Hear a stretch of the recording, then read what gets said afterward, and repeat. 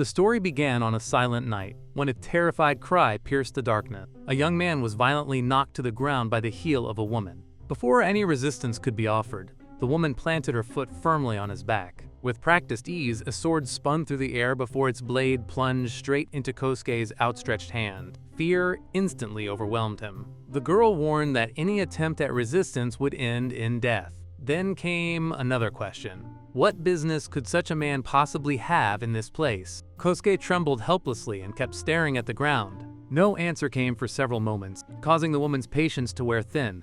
At last, the terrified man slammed his forehead against the dirt and blurted out every detail that came to mind. The man's name was Shibata Kosuke. The family name was Shibata, while the given name was Kosuke. At 24 years old, the man remained a complete bachelor and worked as an ordinary office employee. Survival games were his favorite pastime, and daily jogging was part of his routine. The only memory left was standing alone in the middle of the forest. Water and food had been gathered, a fire had been built, and hope remained that someone would eventually appear. Simply put, the man was lost. However, the woman found none of this believable. Still trembling, Kosuke insisted that every word was true. Kosuke turned his head, and only then he had a chance to take a proper look at the woman. Dark skin, pointed ears, and an extraordinary beauty stood before him. The only words that came to mind were dark elf. The thought slipped out too easily, earning another swift kick. The girl's expression stiffened. Being called a dark elf because of skin color was not something easily forgiven.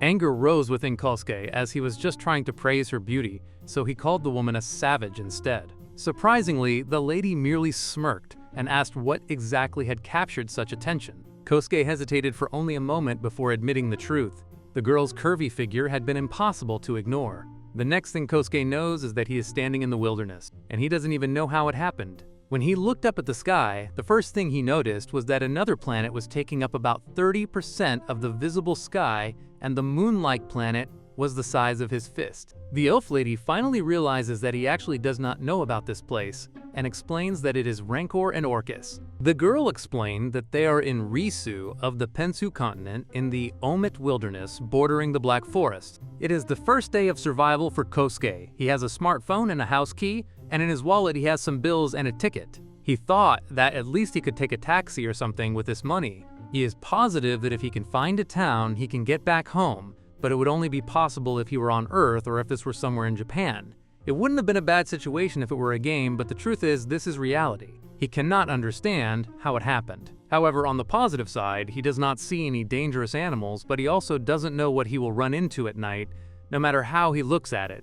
It is clear that it is not Earth, and he does not know what kind of monsters he might run into. He cannot even decide what he should prioritize getting first. His intuition tells him that getting a safe shelter must come first. With that goal in mind, he luckily ended up in a dense forest and not in the middle of nowhere. He thinks that if this world were a game, he would probably make a stilt shelter, but before that he makes a stone knife with a random rock he found, as something like a knife could make a big difference when it comes to exploring, and now is the time to head out. He moves through the forest and finally reaches a clearing, and as far as he can see, there are no animal tracks or marks on the trees. He thinks that it would make a good base for the time being. He should move fast while the sun is still up. He collects some small sticks and some leaves along with a flexible branch, and using his stone knife, he makes a hole in a piece of wood and draws a string through the flexible stick to make a bow drill fire starter. He rotates the wood aggressively to ignite fire, and finally he can see smoke coming out of the wood, but before he could put the dried leaves on it, the smoke disappeared and he had to try again and again.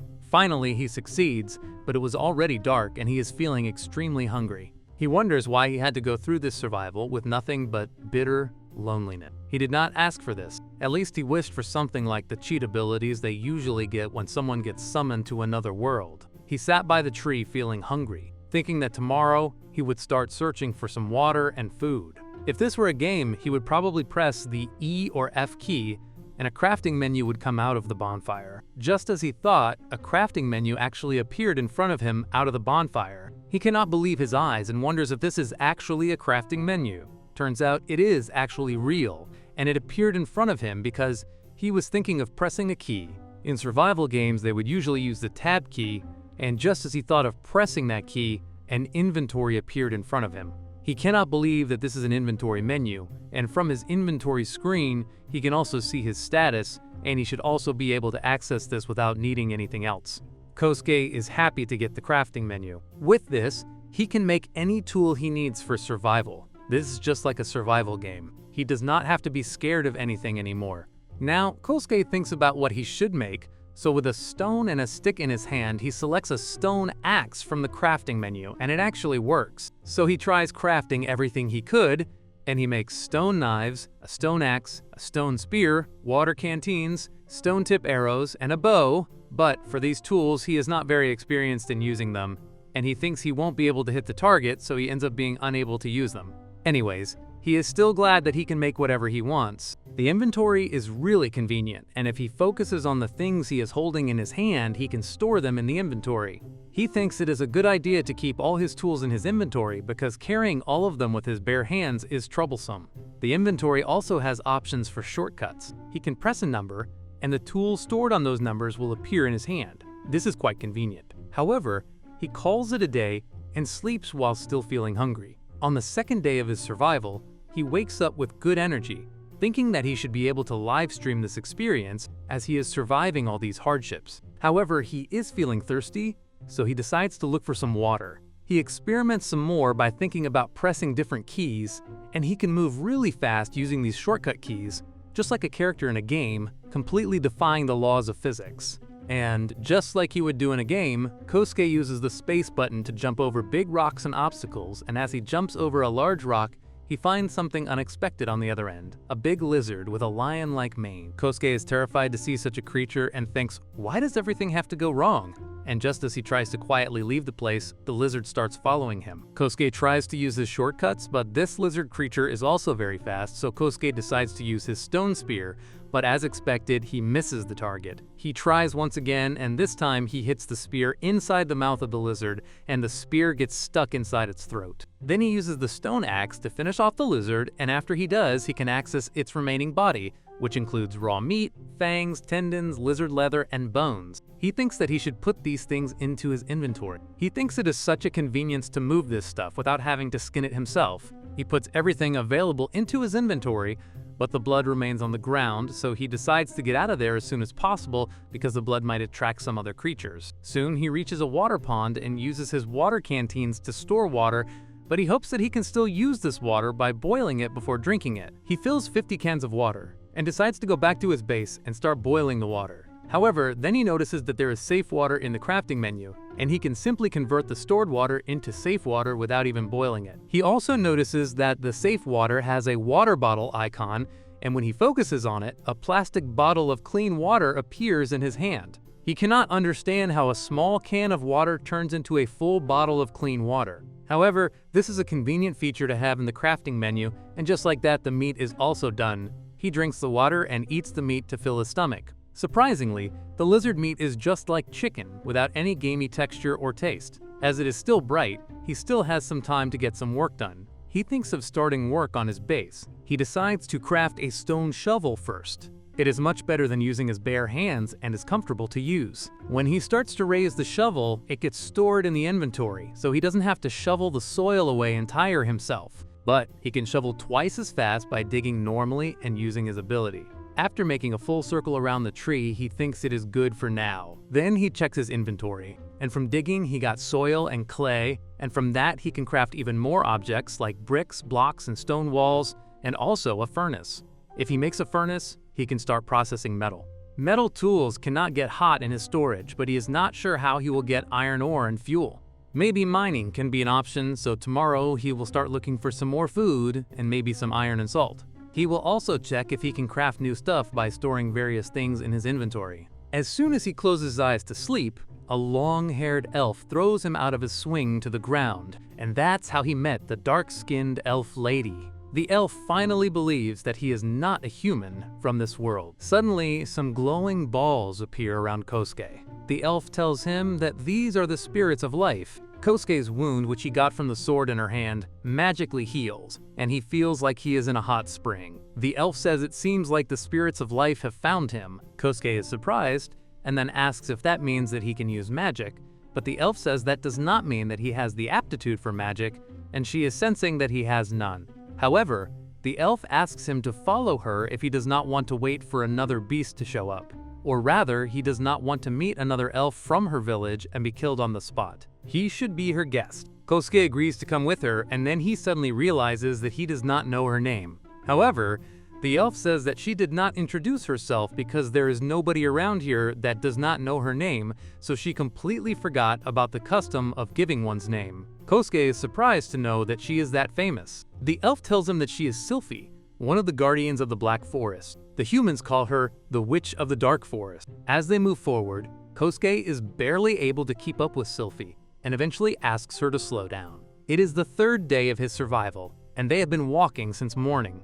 Exhausted, he wonders how much farther they must go. Sylphie only scoffs and urges him to act like a man. After a while, she tells him to look ahead, and Kosuke sees they are standing on the edge of a high hill. Sylphie says her village is there. Kosuke approaches the cliff and is amazed, saying the village is very big. He imagines how beautiful girls will greet him as someone who came from another world, and he thinks about how a guest from another world will be welcomed and whether his imagination is right. Sylphie gives Kosuke an item and tells him to put it on before entering the village. Kosuke asks if it is a collar or a fashion trinket. Sylphie tells him to hurry and says he should think of it as magic protecting his life so that he will be grateful to her. When they arrive, the huge humanoid people start shouting that Kosuke needs to be killed and burned. Kosuke is terrified and does not understand what is happening. Sylphie orders everyone to stop and move aside because she needs to speak with the guards, leaving Kosuke there. Kosuke, scared, asks what it means for him to stay there, finding himself left with one elf and an angry crowd.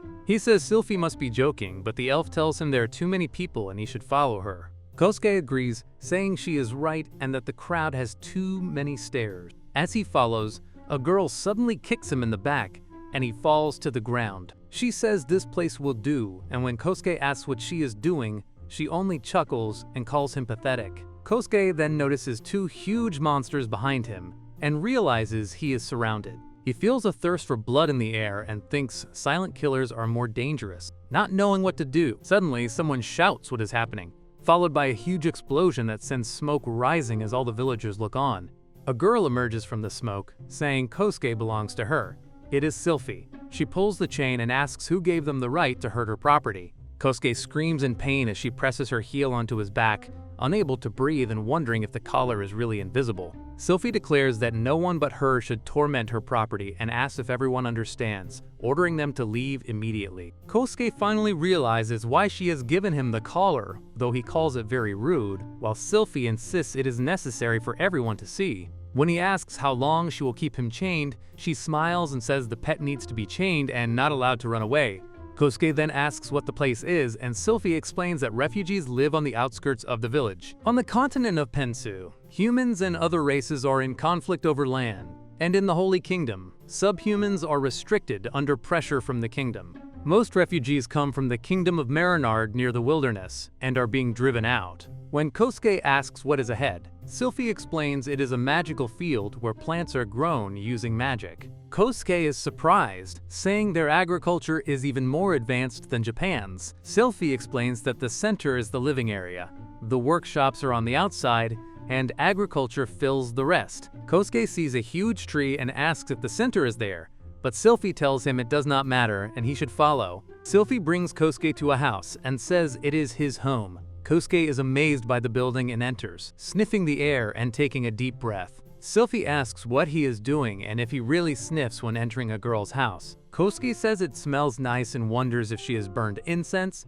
but Sylphie says she has never done such a thing. Kosuke then asks why she has captured him, and Sylphie says there is no particular reason. It can even be for fun. Kosuke says she is lying, but Sylphie says she is simply interested in him and he should figure out the rest himself. She explains that in the Holy Kingdom, there are stories of the god Adora who sometimes summons people for different purposes, and even legends of elves who are called lost people and later save the world. She wonders if Kosuke has such power. Kosuke says it would be difficult to meet her expectations, and Sylphie asks what kind of mystical power he has, saying she will be happy if he tells her. Kosuke feels like he is being interrogated, and says he will tell her, but it is his insurance. He is grateful for her saving him, and although his skills are interesting, he has only just arrived in this world and cannot yet say what he can do.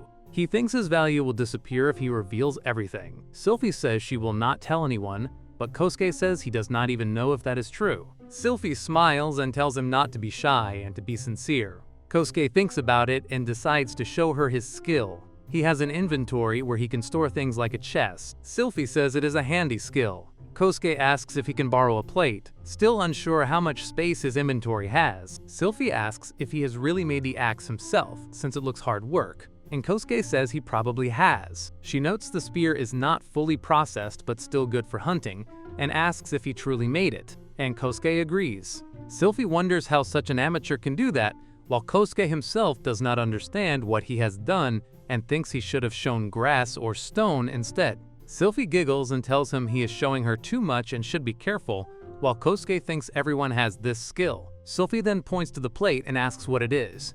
Kosuke says it is lizard meat. He also tells her that he still has the skin and bones, and after collecting everything, the body disappeared, leaving only a pool of blood. He then says he is feeling hungry. However, Sylphie says a servant should prepare food for his mistress. Kosuke wonders when he became her servant, but bows and asks the hostess how to cook her dinner. Sylphie agrees, saying she has no choice. Afterward, Kosuke says he has done quite well for his first time cooking and thanks her. He then asks where he can sleep and if he can put up a hammock. Sylphie agrees and jokingly says they should sleep in her room. Kosuke smiles but then realizes what she means and asks what she is saying. He says he still does not understand how love and chastity work in this world. Sylphie says she knows chastity but asks what the philosophy of love is and whether a man should even ask a girl. Kosuke says he is not an animal. Sylphie replies that there is little difference between man and animal, and that all a young man needs is a little curiosity. Kosuke becomes confused and wonders if it is right. Sylphie asks if he does not want the girl he likes, and Kosuke thinks everything is fine and that he should follow his instincts. Kosuke then takes Sylphie in his arms and says he will not be shy in front of a girl who shows interest in him. Sylphie asks again what he means. Kosuke smiles, saying he will be ashamed not to fulfill her wishes. He takes her to the room, and the sleepless night continues. The next morning is the fourth day of Kosuke's survival. Kosuke approaches Sylphie with 2 plates and says that breakfast is ready. Suddenly, Sylphie becomes embarrassed and flustered and starts hitting Kosuke on the back with her fists and asks how he could do that to her. Kosuke jokingly says that it hurts and asks her to stop. Suddenly, Sylphie hits him under the arm, and Kosuke screams that it really hurts a lot. Sylphie says that they will go hunting and gather some things after breakfast, but they have to do it before sunset. Kosuke agrees, although at that moment he is still holding his side in pain. For breakfast, they have pancakes and fried meat, and for lunch, they prepare sandwiches with ham and vegetables sprinkled with salt. After breakfast, they go out into the elf village. Kosuke says that although it is necessary, he still feels too awkward. Everyone stares at them but does not say a word. He thinks that it is probably because they are afraid. Then he wonders if they are actually afraid of Sylphie. At that moment, Kosuke notices someone and says that it is him. Sylphie does not understand who he is talking about. Kosuke tells him that it's the dangerous guy he met before. Sylphie realizes that Kosuke is talking about Nate and tells him not to worry about him. Kosuke says that if anyone dares to go against his master, they will immediately regret it. Nate clicks his tongue, and Kosuke hears him. After a while, they pass by a construction site. Kosuke asks what they are building there. Sylphie replies that they are building a refugee shelter that also serves as protection. Kosuke says that it makes sense. Sylphie says that it is only reasonable. Of course, everyone wants a place to live and something to eat. She asks if Kosuke remembers what she told him about the refugees and the kingdom of Vernard. This place serves as a center for trade, but since the Holy Kingdom took over, the refugees are left with literally nothing and have no choice but to submit. Kosuke says that it is very sad that this is the fate of all those who lose conflicts. He thinks that Sylphie wants to regain the independence of the Kingdom of Vernard and take revenge on the Holy Kingdom. Kosuke's skill is ideal for the mass production of weapons, as long as he has the necessary materials to make them. Sylphie asks Kosuke what he is thinking so deeply. Kosuke says that he isn't thinking about anything. Sylphie says that it doesn't matter anyway, and they should go. She also adds that since they are on the hunting grounds, Kosuke can remove the chains. Sylphie tells him to be quiet and not to yell. Kosuke tells her she can totally rely on him, as he can sneak by using the C button. Suddenly, Sylphie is surprised because she feels that Kosuke is moving strangely, so she asks him what he is doing. Kosuke says that it is hard to explain, but it is one of his skills. He says that he can also do this. Kosuke moves in an invisible circle while jumping around. She adds that she has a bad feeling about that. Kosuke dismisses her concerns and asks Sylphie if she would mind if he cuts down a couple of those trees. Sylphie says that he can cut them down, but he will have to wait about 6 months to get acceptable wood. But seems like he has a plan in his mind. He opens the crafting menu and selects the option for wood to timber. However, Sylphie is not sure about if Kosuke's stone axe will actually cut the thick trunk of the tree. Well, her doubts are cleared as the tree falls on the ground just after a few seconds. She doesn't understand what just happened. Kosuke tries to flex the log that he has just cut down. All the branches are gone, it looks dry, and it is about 15 meters long. Sylphie shouts in surprise and asks what Kosuke has just done. Kosuke smiles and asks if he really has such a cool skill. After a while, Kosuke says that everything is fine. All the things are neatly organized in his inventory. It seems that he can process all the materials right there. Kosuke says that he wants to cut down a few more trees. Sylphie tells him not to cut down everything and to cut only the trees that she points out. After a while, they are done with 50 logs in the inventory. With that amount, they won't have any more problems with wood. If he finds a few more twigs and some thread, he can craft a bow. Sylphie agrees with Kosuke and says that he cuts them down very quickly. As the trees are finished, Kosuke asks if they have time to collect ore. Sylphie says that they should go to the mountain. As they make their way through the trees, Sylphie stops because there is something in front of them. Kosuke says that he can already hear some strange sounds. Sylphie whispers to him and tells him to stop talking nonsense and concentrate. Sylphie points towards something in the distance, and the two of them quickly run into the bushes. Kosuke is very surprised when he sees a huge beetle standing in the clearing. The monster is the size of a van. He says that if this had been the first monster he met, he would already be dead by now. Sylphie tells him to watch its belly. He doesn't understand why she says that and wonders if the belly is poisonous. He turns toward her to ask, but Sylphie suddenly disappears. Before he can react, a scream from the monster echoes through the forest. Kosuke looks ahead and sees that Sylphie has already thrust the blade of her sword straight into the monster. The giant beetle lets out a roar, shaking the entire clearing. Without wasting time, Kosuke takes a bow and arrow out of his inventory. He says that he can see the stinger from where it shoots its attacks. Now it's my turn, he says. He draws an arrow and thinks that if shooting a bow is the same as pressing the left mouse button, then he only needs to aim where the cross cursor points. He releases the arrow. The shot flies straight toward the monster and hits its target. Kosuke is surprised that it actually works. At that moment, the monster falls over and Sylphie immediately plunges her sword into the head of the huge creature. The monster begins to struggle violently. She jumps into the air, twists her body, and cuts off one of its legs in a single strike. Kosuke watches the whole scene in amaze. After landing, Sylphie exhales deeply, finally relaxing now that the fight is over. Kosuke approaches the monster and asks if they succeeded. Sylphie agrees and says that they have killed it. At that moment, she pulls her sword out of the monster's body and hands him a part of the creature. He asks if it is edible. Sylphie says that it is not worth eating, but its poison glands and belly are quite valuable. Although, if he wants to, he can cut off its legs and boil them. Kosuke then asks about the hard shell on its back. She explains that the meat is tough, but the material can be used to make a bow. He asks what he should do and whether he needs to collect all the loot in his inventory. Sylphie says that they need to bring it back to the village. Kosuke says that he understands. He reaches out and touches the monster. Instantly, its body completely disappears, leaving only a pool of blood on the grass. The inventory displays several items: Gizmo head, Gizmo belly, right hind leg, and left hind leg. Sylphie suddenly stops him and says that this monster normally lives deep in the Omit wilderness. Kosuke is surprised and asks what it is doing here. She says that she is afraid the strange things she has been worried about are starting to become reality. Then she asks if he remembers what she told him about the refugees. Because of these monsters, many people have died. Kosuke says that, in other words, the monsters have multiplied greatly. Sylphie says that she can't say for sure, but not a single refugee has come to their village in the last 2 years. It seems that the gizmos are multiplying rapidly and are beginning to search for food everywhere. She says that they need to get away from there as soon as possible because they might run into more gizmos and other monsters. They are already deep in the mountains, and staying there any longer would be dangerous. Kosuke agrees, but his mind drifts back to his first days in this world. He suddenly remembers that when he was collecting stones by himself, he could have been attacked by creatures like these at any moment. They would have torn him to shreds without giving him any chance to fight back. Realizing that, he quietly thinks to himself that he was incredibly lucky to survive until now. After some time, Kosuke is collecting resources near the stream. He thinks that it seems like he has found a real treasure trove of resources. Although it is very cold there, he is ready to do anything to create a workbench. He has already gathered a rather large pile of magnetic sand, and now he starts creating a simple stove. Then he thinks that he also needs to craft the things he will need for the workbench, along with a few more nails. While making the items, he keeps thinking about how many pieces he will need exactly. Kosuke opens the crafting menu and looks at the requirements for creating a workbench. He needs 10 pieces of wood, 40 nails, 1 vise, and a set of tools. He says that to create a vise, he needs 20 pieces of steel and 10 mechanical parts. He immediately puts it into crafting.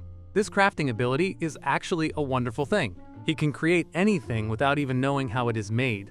While his mistress is out working, her slave just sits there and relaxes. By the way, she still hasn't returned after saying that she would inspect the perimeter. Soon the vise is ready, and all that remains is the workbench itself. Before long, the workbench is finished too. It takes much less time than he expected. Kosuke decides to just leave it there for now. He looks at the box-shaped object in front of him and thinks that this is definitely not what he imagined a workbench would look like. Still, he decides to try opening the menu. As soon as he does, he sees a whole list of items that can be crafted with a workbench. Among them, he notices the famous knight's weapon, which can easily penetrate armor and is especially good against zombies. He begins to think about the materials needed to create a crossbow. Now he can craft both a homemade crossbow and an improved one. However, he doesn't understand how to craft a leaf spring. It can't be made in a regular furnace, so maybe he needs to upgrade it. He looks through the menu again and notices that many more items have appeared. This means he will eventually need materials such as mechanical parts, steel, leaf springs, leather, and paper. An upgrade menu has appeared as well. He doesn't understand why these menus keep popping up out of nowhere. It turns out that he needs to fulfill certain conditions to unlock the stove upgrade. If that's the case, he thinks, the system could have warned him. Then he notices another menu. He is sure that everything has changed there too. The status and skills window opens. Kosuke realizes that this contains his status and skills. There is even a leveling system, along with many different skills that can be upgraded with points. Out of all the skills, only 5 are geared toward crafting, while 8 are meant to improve physical condition. Now he starts wondering what he should choose. Increased stamina could be useful for digging and fighting. If they are attacked, he might somehow cope with increased durability and recovery as well. However, he doesn't know if he'll be able to get the points back after spending them, so he decides to save them for later. Then he notices the achievements menu. There are countless cells filled with question marks, meaning he has to fulfill certain conditions to unlock them. He checks the achievements he already has and notices one called First Night. Kosuke suddenly shouts that it is none of the system's business and that he simply took advantage of the opportunity. At that exact moment, Sylphie appears and asks what he is doing. Kosuke is startled and becomes very scared. Sylphie says that if she were a monster, he would have been dead long ago. He apologizes and admits that he let his guard down. Sylphie throws a rabbit toward him and tells him to put it in his so-called inventory. Then she looks around at everything he has been doing and says that he has done a great job there. She is especially surprised by the steel shovel. Kosuke says that it is much easier to extract resources with good tools. He shows the pickaxe to Sylphie and tells her to watch closely. He strikes the ground a couple of times, and suddenly, there is a crack in the rock. Kosuke says that in the end, they will get stones similar to iron ore. He picks up one of the stones and hands it directly to her. Sylphie is surprised and says that such a thing cannot be done with magic. She asks if he is sure that this isn't a magical tool. Kosuke says that it is nothing of the sort. It is just a very ordinary tool. Sylphie looks at him with surprise and tells him that he is definitely special. Kosuke says that it is a good observation, so Sylphie should protect him. She assures him not to be afraid because she will not leave him. Kosuke notices that she says those words with a serious expression on her face that makes him feel awkward. Sylphie notices that even though she made the sandwiches in the morning, they are still warm. It seems that time either stops inside the inventory or passes much more slowly than usual. Kosuke puts a wick into the inventory and, when he takes it out, it is still burning. Sylphie says that it is incredible. Kosuke's power completely ignores the laws of nature. Sylphie says that after they have lunch, they should return to the village because she has to report what happened today. After some time, Sylphie comes to the village chief's house and says that she has an important message for the elders. An elf tells her that if she wants to leave a message, she should tell him, and he will pass it on to the meeting himself. He says that Sylphie cannot be trusted because she brought a man there. Sylphie says that she doesn't see the point in talking to him and tells Kosuke that they have to go. The elf grabs Sylphie by the shoulder and tells her that she should stop because this is no place for freaks like humans. Sylphie slaps him in the face and tells him to get out of the way. She warns him that if he says something like that again, she will rip his tongue out. Then she calls Kosuke to come along. Kosuke thinks to himself that he will never anger Sylphie again. The two of them walk down the hallway and after a while enter a large room. An old elf smiles and says that they have long wondered who it could be, but it turns out to be Sylphie. Kosuke sees a round table with many elves sitting around it. One of them says that it is very unusual that Sylphie, who does not like old people, comes to them for the second day in a row.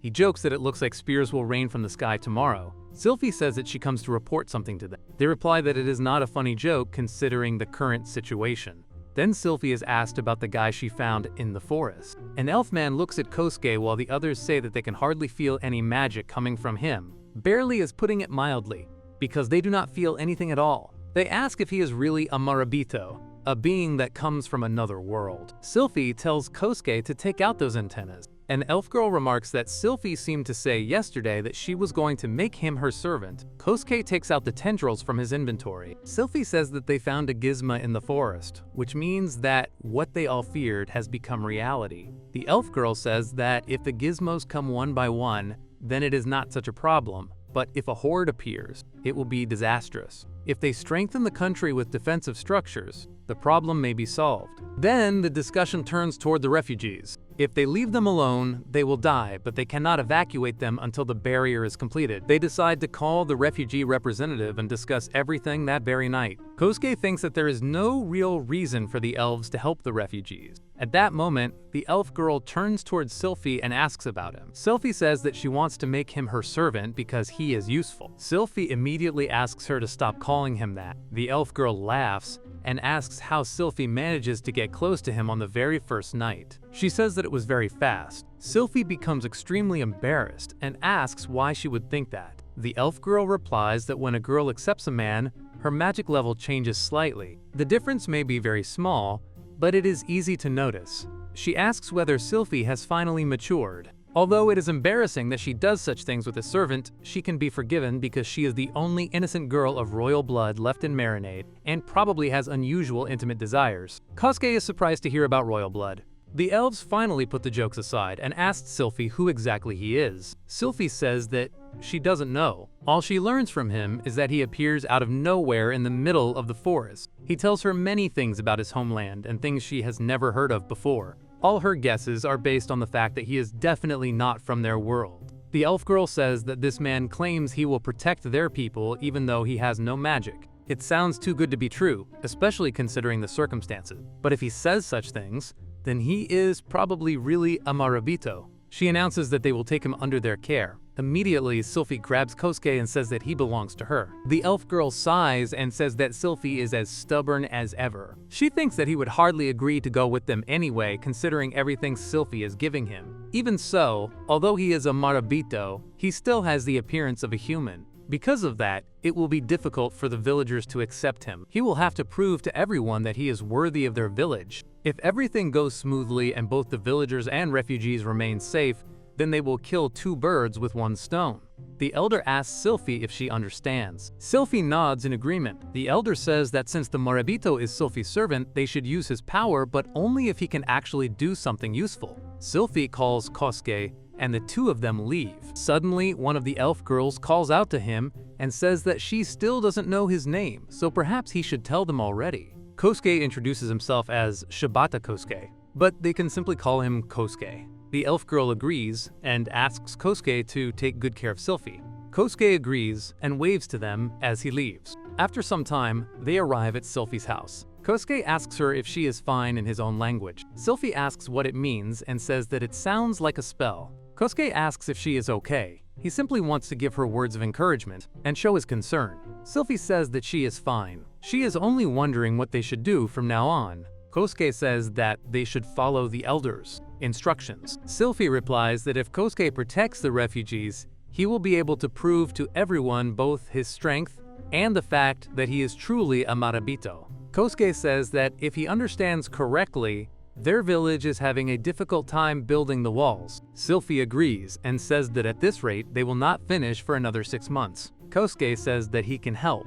He tells her that first he will make the things they need, and he will start by making bricks from clay. He still hasn't fully explained how his skills work, so he decides to show her by example. Kosuke places a huge wooden cube on the floor. Sylphie is extremely surprised. Then he places cube after cube with light movements, and before long something resembling a wall is built. Kosuke says that he thinks something like this should do. Sylphie asks what exactly it is. Kosuke smiles and says that building walls is going to become much easier now. Then, Kosuke mentions that there are about 6 logs and the bricks are also ready so he can make a crossbow. Sylphie remarks that they feel like real wood. He explains that if she wants to build a barrier, it would be better to use brick or stone blocks. He then creates walls of brick and stone. Sylphie is very surprised, while Kosuke makes a pompous face and boasts that this is his skill of controlling creation and destruction. Sylphie orders him to be quiet. Stroking the wall, she comments that it is indeed brick and then asks what walls will be next. Kosuke replies that he has crafted a new weapon, so he will test it first. Sylphie notes that it is some kind of strange bow and adds that a regular bow is more convenient to use because you can shoot continuously with it. He explains that you cannot shoot quickly with a crossbow,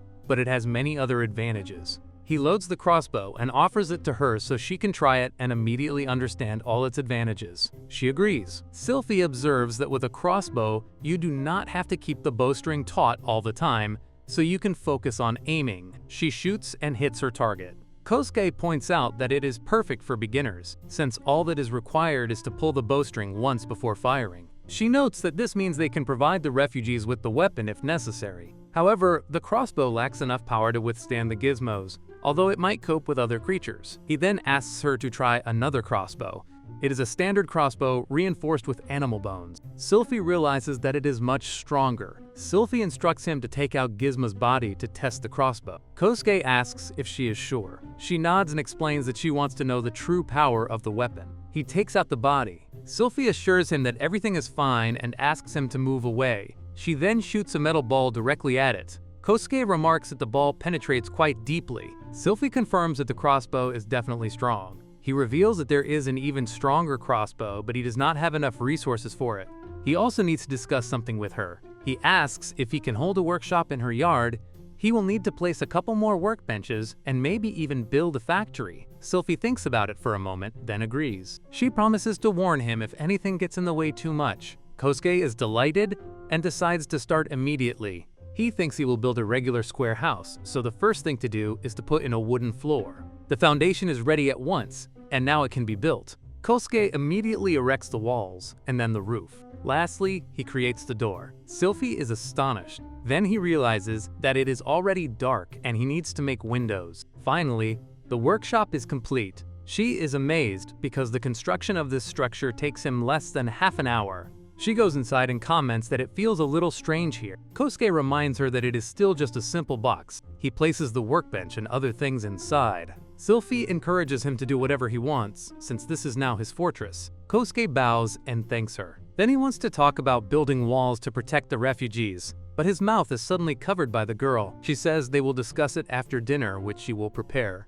Kosuke does not understand what she is talking about. Sylphie whispers in his ear that he may be her servant, but she is also his wife. Wives are supposed to cook for husbands who work hard. He is very surprised. Then she smiles and calls him Kusu. Kosuke does not understand why she suddenly flares up or what it is all about. After a while, Sylphie remarks that if all they need is a bunch of clay and fuel, she thinks they can help the refugees. But what should they do with the barrier against Gizma? Kosuke answers that if they mass-produce the crossbows, they can do without the barrier. They will need about 300 of them, including several spare copies. The main problem is the lack of animal bones. He will need the same amount. Sylphie asks whether they can be replaced with Gizma's shell. Kosuke admits he has not thought about it. If they are compatible, it might work. She smiles and says, "That's fine." Kosuke thinks that Sylphie is so cute that it is a bit hard for him to live with her, but he does not understand what has been wrong with her lately. Then he admits that he has a few questions about her past. Sylphie asks if he really wants to know because he might regret it.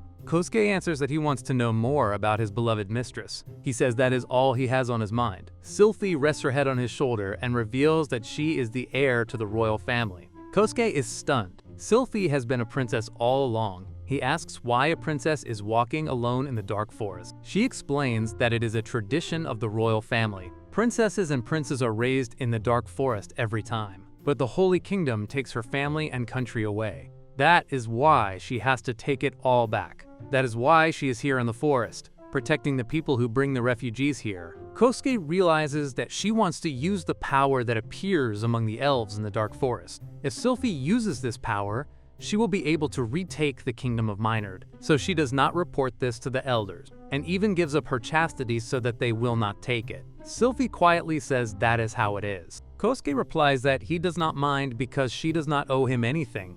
If it were not for her, he would already be dead. He promises to stay with her until he repays her kindness, or until she herself no longer wants to be with him. Although he does not think he is the most reliable person here, Sylphie throws herself into his arms and begs him not to say that.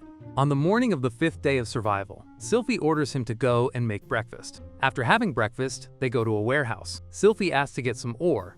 An elf friend reports that there are 8 barrels of honey wine and 8 bags of flour. Sylphie adds that they also need 4 jars of salt and asks him to pick them up. Kosuke then asks where they are going. Sylphie replies that they are going to talk to the refugees and find out how their conversation with the elders goes. That way, they will know what to do. They arrive at the refugee camp, where Kosuke is immediately noticed. Sylphie teases him that he is too popular. Kosuke smiles and replies that he is not happy about it at all. At that moment, a little girl runs up to Danan and announces that the princess has arrived. The man greets Sylphie. She asks how many times she has to tell him to stop calling her that. The man insists that he cannot. No matter what she says, he has to address her that way. Sylphie sighs and calls him stubborn. Then she demands that the leaders be brought here because she wants to discuss gizmos. The man agrees and says it is his duty. He turns around but then looks at Kosuke with an evil gaze. Kosuke feels the heavy stare on himself. He turns to Sylphie and remarks that the man is quite scary. She explains that Danan's wife is insulted and killed by humans, and that he also loses his children in the Omit wilderness. At that moment, Danan turns to the Foxman and orders him to call the leaders. Kosuke asks if it is really worth bringing him along. Sylphie assures him that everything will be fine as long as he listens to her. She adds that she will never leave him. Kosuke promises that he will not leave her either. Sylphie smiles and says she is glad to hear that. Then she announces that they bring firewood and food. It may not be enough to fill everyone's bellies, but everyone will definitely get something. Kosuke takes the barrels out of his inventory and reveals that they have gizmo meat. Everyone is shocked that the items appear out of thin air. Sylphie orders everyone to start cooking, but first to feed the children. Then Danan returns and is surprised by what he sees. He turns to Sylphie and reports that he has brought them. She nods and says she will come immediately. Sylphie and Kosuke head to the main tent. She apologizes for calling everyone together so suddenly. The elders sit on cushions and ask how they can help. Sylphie explains that it is about gizmo. One of the men explains that the elders told them they can either run deep into the forest or stay and fight. Only children are allowed to stay within the walls. Sylphie realizes that they are not going to release the spirit stone. The man says that the only solution is if the wall is built in time. Sylphie interrupts him and tells him that she was told the same thing. However, she excitedly says she already has a plan for the walls, and this guy can help. She calls Kosuke forward and introduces him. She says that his name is Kosuke, and he is her servant. But she is also his wife because she already gave him her chastity. Kosuke is completely shocked. However, the ones who are most surprised are the elders and Danan. Danan shouted that only His Highness would think of doing such a thing to a human. The elder also asked Sylphie what she was thinking. Others also shouted that this was a big scandal. Sylphie ordered everyone to be quiet and said that Kosuke is not an ordinary person. He is not like Reese's people because he came from another world. She knows it's hard to believe, but they'll all understand once they see what he's capable of. Danan turned to Sylphie and apologized for his rudeness, but he asked if she was being deceived. Sylphie said that there were no ordinary people, and the other girl added that she did not feel any magical power. Kosuke thought that they were not at a loss for words. Sylphie's words were saying that his presence was discrediting them all. They could do nothing but pick their noses. Sylphie said that she understands their mistrust of him. First, she wants them to trust her. Once they see it with their own eyes, their mistrust will dissipate. She then turned to him and asked him to introduce himself first. Kosuke asked what he should tell them. Sylphie replied that he should tell them everything.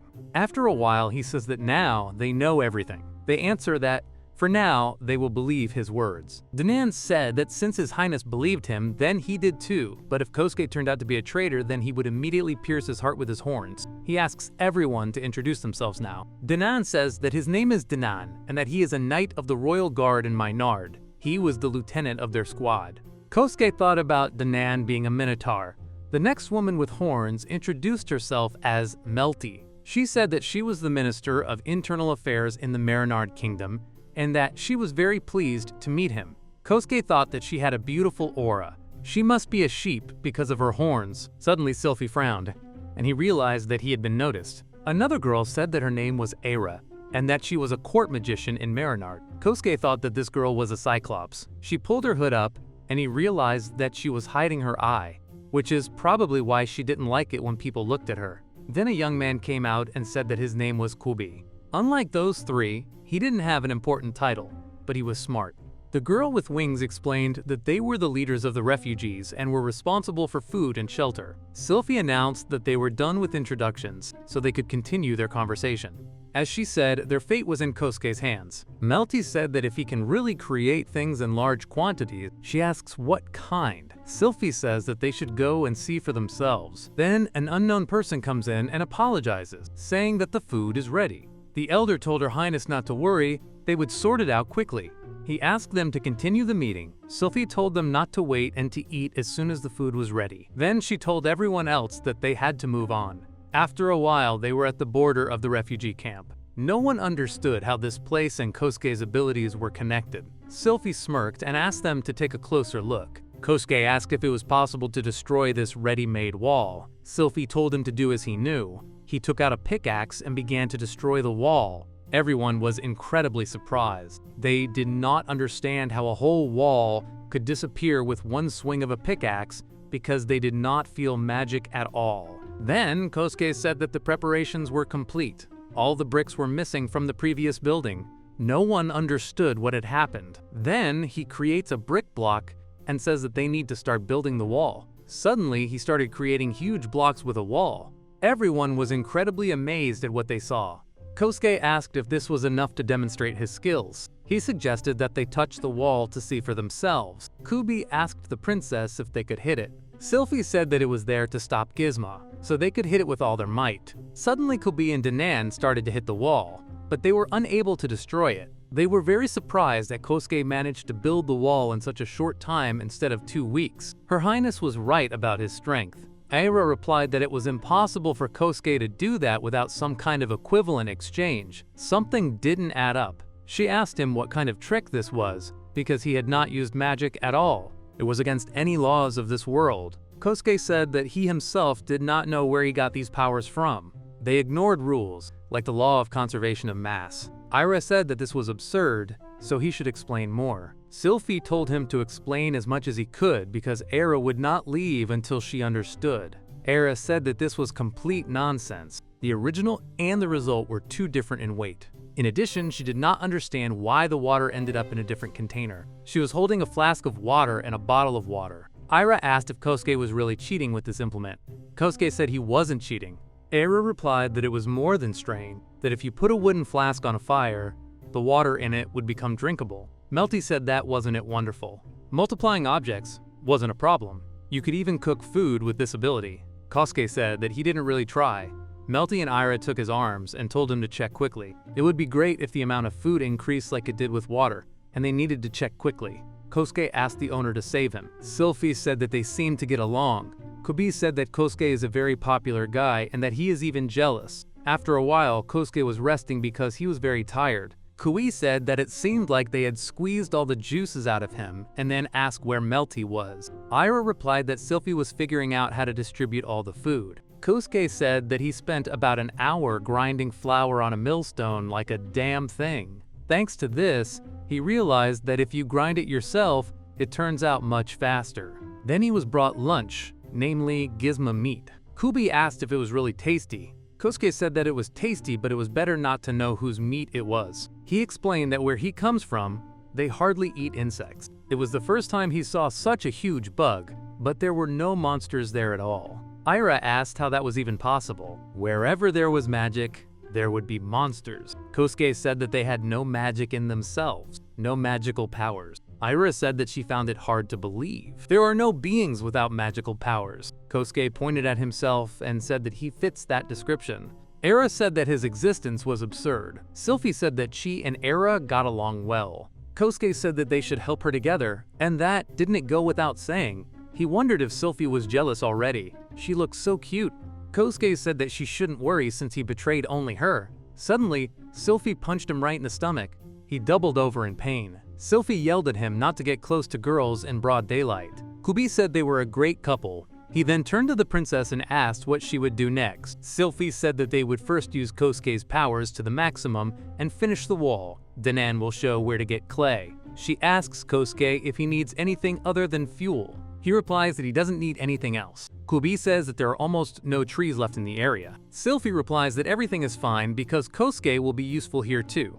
After some time, deep in the forest, Ira and Kubi talked about how this was absurd and generally some kind of fraud. Kosuke said that there was nothing to be done. Era said that he had barely touched the tree and it had already fallen, and had straightened out and become dry and ready for further use. This is even more absurd than the water. Kubi said that you can make as many beams and firewood as you want. Sylphie said that she told them their fates are in Kosuke's hands. Era said that Melty would start dancing when she saw it.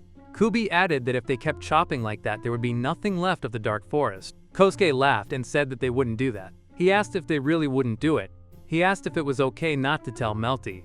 Ira said they'd look. Kubi said they could look on the bright side. Sylphie turned to Era and Kubi, then told them to go get the clay since they were done here. Kubi said that since Sylphie was here, there was nothing to worry about. Era added that she wanted to expose Kosuke's deception. Kubi said that would be enough. Sylphie agreed with Era and told Kubi to move out. The man told Kosuke to try harder, and then ran off. Kosuke was surprised by Kubi's strength. Sylphie then says that she will pick up the trees for Kosuke to cut down. After a while, the sun was setting, so it was time for them to pack up. Sylphie asked Era what she understood. She replied that it was like a god's robe. It was also impossible to understand. Although this axe does not have magical properties, something unusual happens when Kosuke uses it. Kosuke says that it's good that no one else can use it. It's quite an unusual power. Ara says that it's too much. The axe was sharp, and Kosuke left her no choice. He told Sylphie that Ara was scaring him, so she had to save him. Sylphie said it was just a joke. Ara said that's exactly it. She doesn't do things like that. Ira said that while the person is breathing, Kosuke got scared and said that that is when he dies. Sylphie will not even have doubts, and why is she talking about this while he is alive? Is it normal? He says that he is afraid. Kosuke said that he was very tired. Sylphie said that Kosuke didn't look very tired. Anyway, he had done a very good job today, so she praised him. Then Sylphie turned her attention to the package and asked what Kosuke had in it. Kosuke said that he had buns there, and they were still very warm. The villagers brought them to him as a token of gratitude. He was surprised. Kosuke thinks that they are slowly beginning to accept him. Sylphie smiled and said that she forgot to praise him for grinding the flour, that it was a great job. Kosuke asked her to stop bringing it up already. Sylphie then asks about Melty, Era, Kubi, and Danan, and if Kosuke can get along with them. Kosuke thought about the fact that he doesn't even know them that well. He says that Melty seems to believe that he will be useful. He thinks that Ira will be fine too. For now, she is interested in his abilities. At least he's not sure about Kubi, but he seems friendly. Dan will have a harder time with him, but Kosuke thinks that as long as he and Sylphie are doing well, he'll be kind. Sylphie said that she thought so too. Kubi would be fine. In truth, she wasn't sure about the crossbow and whether it would be a good idea to give it to everyone. These are quite powerful weapons, and it would be a bad thing if someone bad wanted to get hold of them. It would probably be best to only give them to people they can trust. Sylphie says that he will have the last word, of course, but isn't that possible? Kosuke said that he was once surrounded like that and almost killed. He will make them, and Sylphie will decide how many and to whom to give them. This is a big responsibility. After some time, Kosuke and Sylphie arrived at the house. Kosuke said that it was time to prepare for tomorrow. He entered his workshop and said that in order to burn the brick, it was necessary to prepare coal. For crossbows, it was necessary to establish serial production of materials, so they would focus on mechanical parts and arrowheads. They also need to make sure they have enough iron ingots. Sylphie said that it was so convenient. You can prepare everything in advance and it will work on its own. Kosuke replied that it was convenient. That's why he liked it. Kosuke said it would take up some of their resources, but they could try a new improvement. He said they would improve it, and thought it would work faster and they would be able to do things they couldn't do before. Kosuke decides to try and do it. He presses something on the control panel. Suddenly the stove lights up with a bright flame, but he doesn't understand what's happening. After a while, Sylphie said that it turned out well. Kosuke said that it was amazing, and now they have an anvil and a whetstone, and now they don't have a wall, so they need to fix it. He opens the menu to see what this huge furnace can do. He realizes that he can improve the workbench and the crossbow, and that he can also make weapons and armor. He asks Sylphie if she wants to try making something. Sylphie says that if they do it, they should make sure that they can use it properly. Danon is good with an axe, so can Kosuke make it? Kosuke says there is a herd and a battle axe, but this one is a little different. He thinks a herd would suit the big guy. Sylphie asks what it is. Kosuke says that the herd wasn't on the list until he thought of it, so he can add new things. Sylphie asked if Kosuke could really do that. He said that it seemed so. Sylphie found it surprising. In addition, it became possible to repair things, weapons or armor for example. Sylphie realized that it was possible to repair armor. Then she calls Kosuke to another place. She takes him to a warehouse where war trophies are kept. They open the door and Kosuke does not understand what this smell is. Sylphie answers that these are war trophies. Kosuke says he thinks there was a lot more blood originally. Sylphie says it's very tiring to wash them. He thinks about putting it all away in the inventory for now. Kosuke was very surprised and said that he had a cursed armor in his inventory. Sylphie said that it probably needed to be cleaned. Kosuke shouted that she seemed to be talking about a dirty carpet in her house. Sylphie says that there are rumors that the equipment worn by the dead can have such power. If you keep it out of the flames, you can clean the weapons and armor a little. Kosuke says that they need to start repairing it. After a while, they return to the workshop. Kosuke says that the repair will require fuel and some iron. He looks at the inventory, where a warning about the cursed armor was displayed. He did not understand why it was cursed and how many more warnings there would be. Kosuke cursed and said that in the meantime they would restore the rest. Finally, Danan's axe was ready. Sylphie asked him to show it. Kosuke takes the axe out of his inventory, and it turns out to be very heavy. It looks ordinary, but it seems to be sharp enough. He said it was called a bardiche. Its strength was in its weight and the sharpness of its blade. They said it could cut a man in half, but he didn't know if that was true. Sylphie takes the weapon and says that she thinks this weapon in the hands of someone like Danan could do it, but it's a bit heavy for him. Kosuke says that something like a scimitar suited Sylphie. Sylphie asks what it is. Kosuke explains that it is a sword with a curved blade. Sylphie says that sounds interesting and asks if Kosuke will make one for her. Kosuke asks if Sylphie has a leather strap.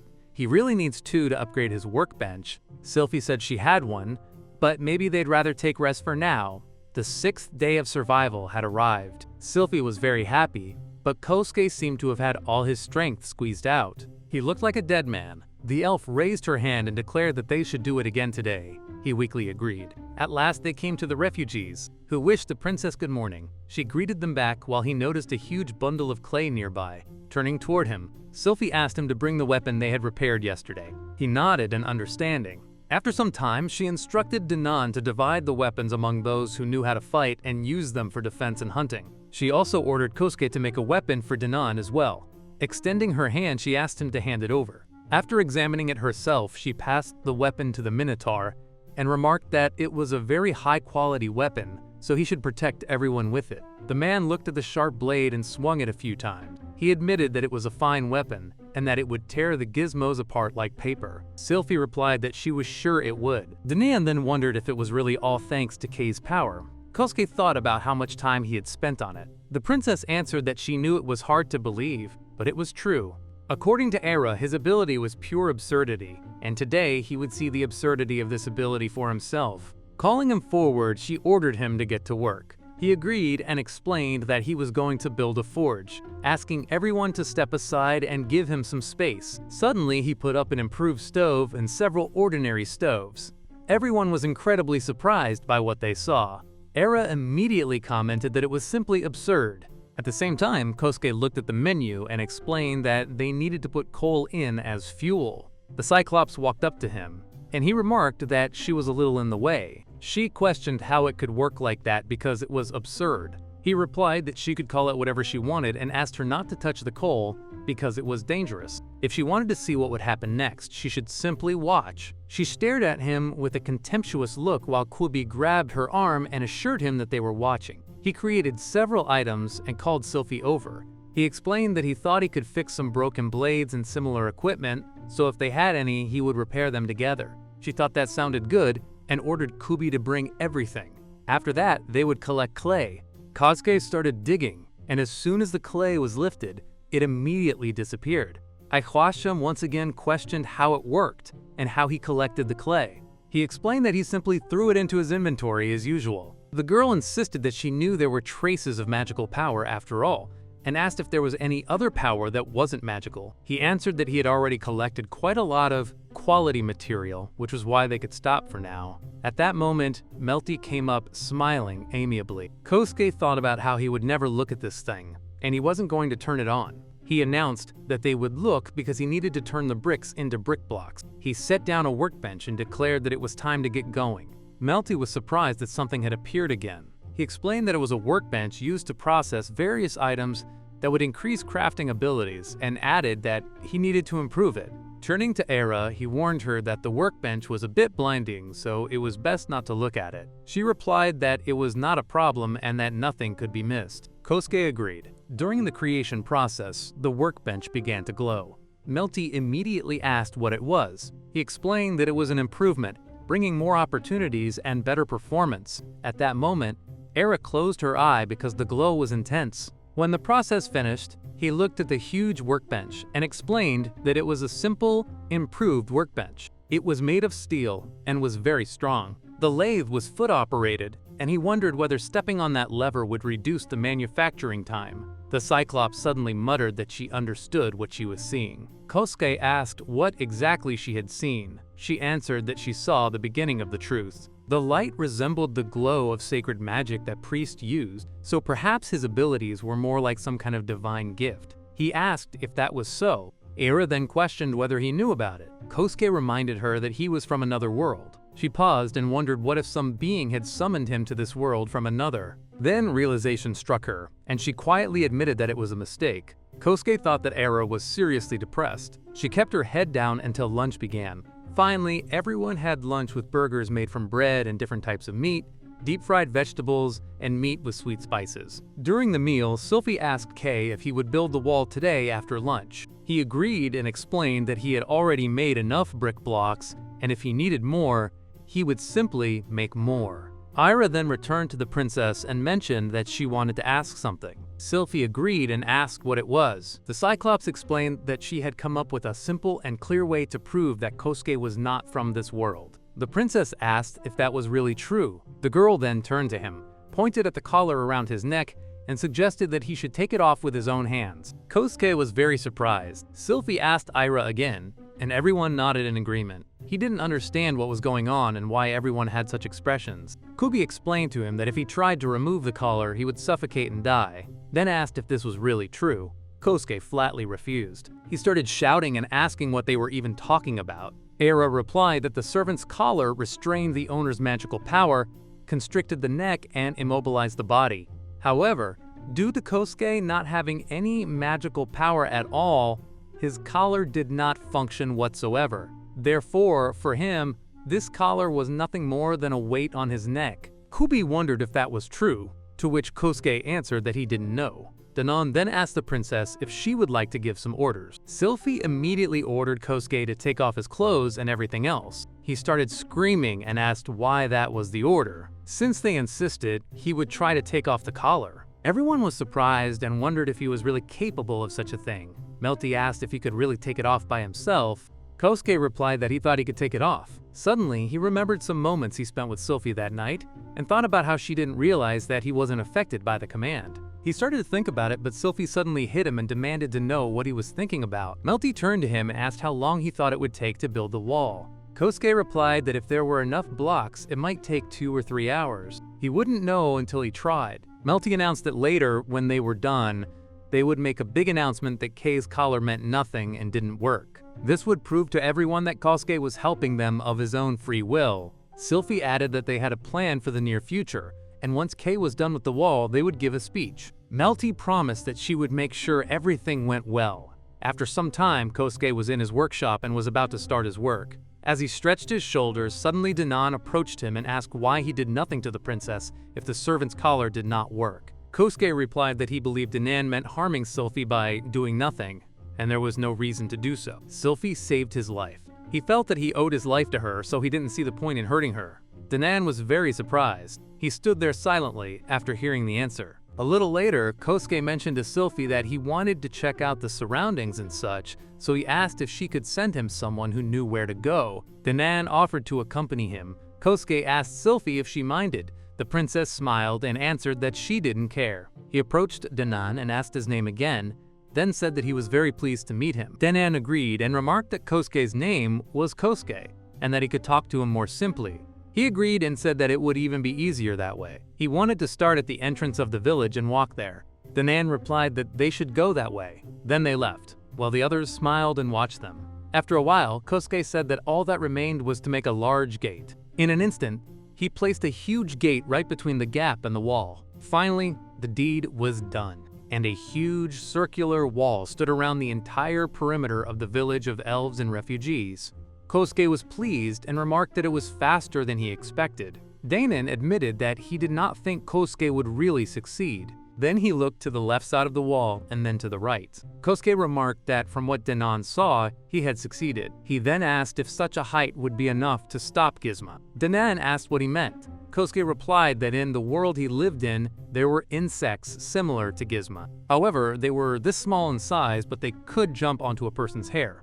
Danan told him not to worry because Gizmo couldn't jump that high. Their strong paws were needed to jump forward. They usually ambush and attack their prey. They move quickly due to their weight and use their shell as a shield. Sylphie approached them and asked if everything seemed to be ready. Kosuke smiled and answered that it was done. Then she pointed to the crowd and announced that they would start performing. They climbed the wall, and Kosuke commented that it was cool because there were so many people there. He even saw elves. Finally, everyone gathered. Sylphie increased the power of her voice with magic and ordered everyone to listen. The princess announced that with the help of the villager, they completed the barrier. The walls they built were so thick and strong that even if the Gizmos tried to break in, they didn't have to worry about anything. She was confident of that. It was because of the power of this man, Kosuke, that they were able to create such a powerful barrier in just one day. She declared that he was not from their world. There were rumors of lost people from distant places who wandered through other worlds under the guidance of spirits or deities. It seemed impossible, but there was proof. Kosuke was a person from another world, but there was no magical power in his body. There was absolutely no power. Every living creature in their world had some kind of magical power. Of course, animals, plants, demons, and even the smallest insects had magical abilities. However, Kosuke did not have even a fraction of magical power. This was confirmed by the magic eye of the court magician, Era. But words alone were not confirmation, so Sylphie drew everyone's attention to the servant's collar around Kei's neck.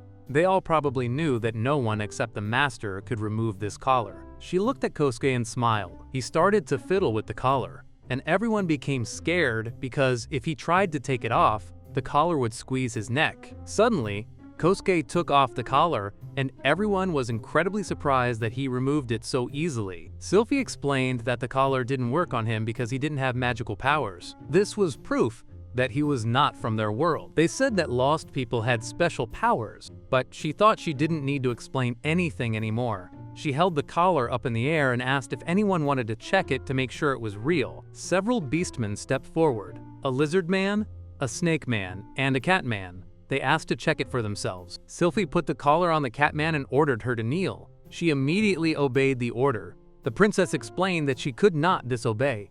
Then the lizard man put the collar on the snake man. The woman asked him to do this so she could try to take it off. She tried to remove the collar, but it immediately started to squeeze her neck. Everyone looked at Kosuke at once. Sylphie declared that now that they were sure the collar was real, she asked them to put it on him. They put the collar on Kosuke. She ordered him to kneel. He refused. Then she ordered him again, but he still refused. Everyone was surprised. Kosuke then took off the collar and declared that he owed his life only to Sylphie. She immediately put the collar back on him and, calling him dear, announced that she would put the collar on him and take care of him. The princess then reminded everyone that, as they had all seen, the collar was real. Melty thought that now everyone was convinced of this. Kosuke was a guest from another world who had nothing in common with the inhabitants of the Holy Kingdom, whom they hated. He was rather their comrade who helped them. From now on, she wanted them all to treat him as a guest and their assistant. Everyone started to applaud the princess, and Kosuke saw that Melty was also applauding. Then he heard the excited screams and thought that it was even a little scary. Sylvie remarked that it was good to see that they all agreed with her. Starting from tomorrow, they would conduct preparatory and defensive training for the arrival of Gizma. She wanted everyone to actively participate. Kosuke wondered if this meant that some kind of truce had finally come. Now all that was left was to deal with the Gizmas. The next day, Sylvie says that she is thinking about making a defense plan against the Gizma. Kosuke notices that there are quite a few new faces there. There is even the Beast Woman who had wanted to put a collar on him earlier. She introduces herself as Jagira and explains that she serves in the reconnaissance squad of the Royal Army. Another woman steps forward and says her name is Pilna, adding that she works together with Jagira. Then a wolfman introduces himself as Rog and explains that he is the commander of the guards in Tanto City. Kosuke thinks that Jagira is a cat type, Pilna is probably a harpy, and Rog is something between a dog and a wolf. Soon another woman approaches and says that her name is Gerda and that she fought in the heavy infantry of the Marinid Kingdom army. He turns to Sylvie and remarks that even though they are all former soldiers, for some reason most of them are women. She replies that among the beastmen, men and women are about equally strong physically, and besides, there are more women in the population. After that, she asks him to take the weapons out of his inventory. He agrees and pulls out the new crossbows. Everyone is very surprised and does not understand what these things are that look like bows. No one has ever seen such a shape before. Sylvie explains that it is called a crossbow and asks him to demonstrate how to use it. He places a log inside the restored armor, takes the crossbow, and pulls the string until the lock clicks. Then he installs the bolt and says the preparation is complete. All that remains is to aim and pull the trigger, which results in a shot. She explains that, as everyone can see, the shot is powerful. It will not shoot quickly, but the weapon is easy to use. With a little practice, anyone can hit the target quite well. With that explanation finished, she invites everyone to try shooting for themselves. Jagira volunteers to go first, while Era also picks up a crossbow. Jagira asks if it is possible to keep the bowstring taut all the time. Kosuke answers that he thinks it would have a negative effect on both the bowstring and the crossbow itself, but if she prepares it before a fight, it should not be a problem. She pulls the string and nods in understanding. Crouching down, she remarks that this weapon is quite interesting for reconnaissance and that its shape is perfect for stealth shooting. Era studies it carefully and says that the mechanism is not that complicated. However, she finds it surprising that such a small weapon is much stronger than a bow. It looks as though it would require many skilled craftsmen to produce large quantities of them, and the maintenance costs seem high as well. Kosuke agrees with her assessment. He says that without him, mass production would probably be difficult, and it is unlikely that anyone other than him would be able to keep the crossbows in working order. Denon comments that without him, both production and repair would become impossible, which is a serious weakness for such a weapon.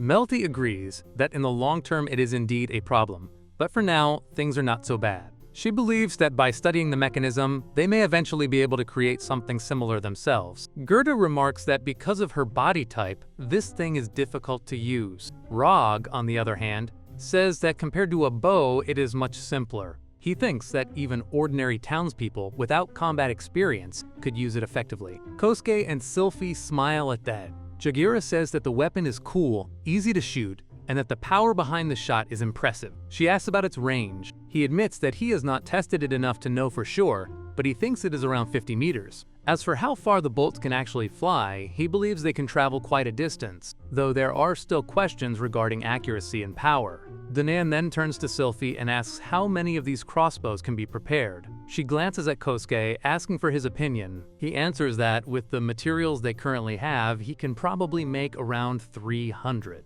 However, if they want to manufacture a large number of bolts, their iron reserves do not inspire confidence. Sylvie thinks for a moment before asking Danan whether 300 crossbows would be enough, including reserves. He replies that it should be sufficient, since they only have around 100 to 130 people capable of defending the settlement. Hearing that, she turns back to Kosuke and asks him to be kind enough to make 300 crossbows. As for the arrows, she asks for 5,000. He assures her that he has enough iron for it and says it with confidence. She smiles and announces that tomorrow they will go gather the missing material. For now, she asks him to use everything available so they can continue testing the weapons in practice. Kosuke agrees and says that what they already have is enough for that. He immediately creates arrows, causing everyone to stare in surprise at the sheer number that appear. He explains that there are 202 arrows there, and together with the ones he made earlier, the total comes to 230. Jagira quickly tells Commander Danan that she is going to test them out.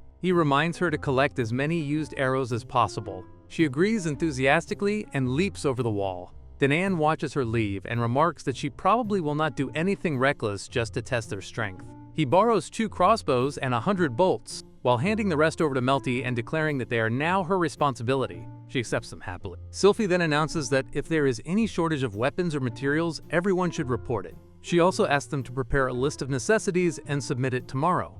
No one should waste time wondering whether Kosuke can create something or not. Kosuke becomes nervous because she says all of this right in front of Melty. Meanwhile, Danan and Melty say their goodbyes. Looking at Melty's broad grin, he suddenly thinks that he is going to die from overwork. It does not help that she is giggling foolishly with an expression that he thinks is completely inappropriate for someone so dignified. Afterward, Sylphie says that she and Kosuke are going to meet the elders. He built the protective wall as promised, so now it is their turn to uphold their word. Sometime later, they arrive at the elders' house. One of the elf women remarks that, as they expected, this man really did come from far away. Who would have thought that a protective wall could be built in a single day? Now Sylphie can finally be at peace. She immediately corrects her, insisting that it was not 1 day but 2, and complains that they have completely lost their minds. The elf laughs and says that anyone would speak like that after seeing such a feat. Even so, she wonders whether it is really wise to rely on a human.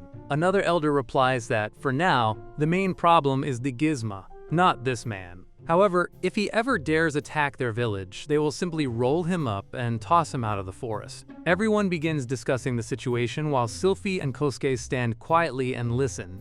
Eventually, the elf woman announces that they will send 20 skilled spirit archers to intercept the gizmo. She explains that arrows accelerated by wind magic can fly twice as far as ordinary arrows. Spiritual power concentrated into the arrowhead releases explosive energy when it hits its target. In battle, 1 spirit archer is worth 10 ordinary human archers. Kosuke is amazed and says that even compared to a world with magic, that is incredible. It is like a soldier carrying grenades who can throw them 100 meters. The elder nods and says that tomorrow they will send the leader of the refugees to Danan so everyone can coordinate their efforts. Sylphie bows and thanks them. She explains that they still have many things to prepare before tomorrow, so they should leave. The elf woman smiles mischievously and says that is probably for the best. After all, Sylphie and Kosuke surely want to spend some time together. She jokes that Sylphie will probably have incredibly cute children one day, and that it must be exhausting for him to have fun every night. The next time they visit, she says, they will prepare some medicine for him. It works wonders even for their cold-blooded male elves, so with the proper dosage for a human, everything will be perfect because Sylphie is just wonderful with it. Embarrassed beyond words, Sylphie quickly says goodbye and tells Kosuke that they are leaving. He immediately agrees, admitting that he will be happy to leave. The elders only smile wider at that. Outside, she grumbles angrily that those elders have never heard of tact. Just then, a young man named Nate calls out to Sylphie. He points at Kosuke and calls him a dirty animal. Instantly, she becomes furious and punches Nate right in the face before continuing on her way. Without even turning back, she warns that if he ever opens his filthy mouth again, she will kill him. Watching all of this, Kosuke cannot help but admire the excellent punch. After walking for a while, he admits that seeing her hit Nate makes him feel a lot better. She asks suspiciously what exactly he is trying to say. He only smiles and answers that he has no idea. Then he asks whether Nate is always picking fights with her because he always seems dissatisfied with something. Sylphie sighs and explains that Nate simply wants revenge on her for his parents. Kosuke is shocked and asks why Nate would want revenge on her because of them. She asks whether he really wants to hear the story, warning him that it is not a pleasant one. He answers that he will listen to whatever she wants to share. She begins by explaining that 3 years ago, a rebellion broke out in the Marinard Kingdom, which was a vassal of the Holy Kingdom. At the time, upon hearing of the rebellion, she could not remain still. She stole all the spirit stones from the common storage and headed to Maynard on her own. Kosuke remarks that it sounds incredibly reckless. She agrees. Naturally, her actions were noticed immediately, and a pursuit force was sent after her. Among those who followed her at the time were Nate's parents. While she was gone, a group of 177 refugees, led by Danan, crossed the vast desert. Unfortunately, they encountered a pursuing force of 5,000 soldiers sent by the Holy Kingdom. Those bastards overwhelmingly outnumbered Danan's group, which was desperately trying to escape. She says it was like a cat toying with a mouse whose head it could rip off at any moment. When she saw that scene, anger and hatred consumed her, and she attacked the army of the Sacred Kingdom alone. Because of that, darkness overtook her. Her skin darkened, her body became stronger, and her muscles grew denser. Kosuke asks what she means by her skin darkening and her muscles becoming denser. She explains that when an elf driven by anger and hatred uses the power of spirits, darkness envelops them. Elves are creatures caught somewhere between spirits and humans, and under such circumstances, their skin darkens and their bodies become killing machines.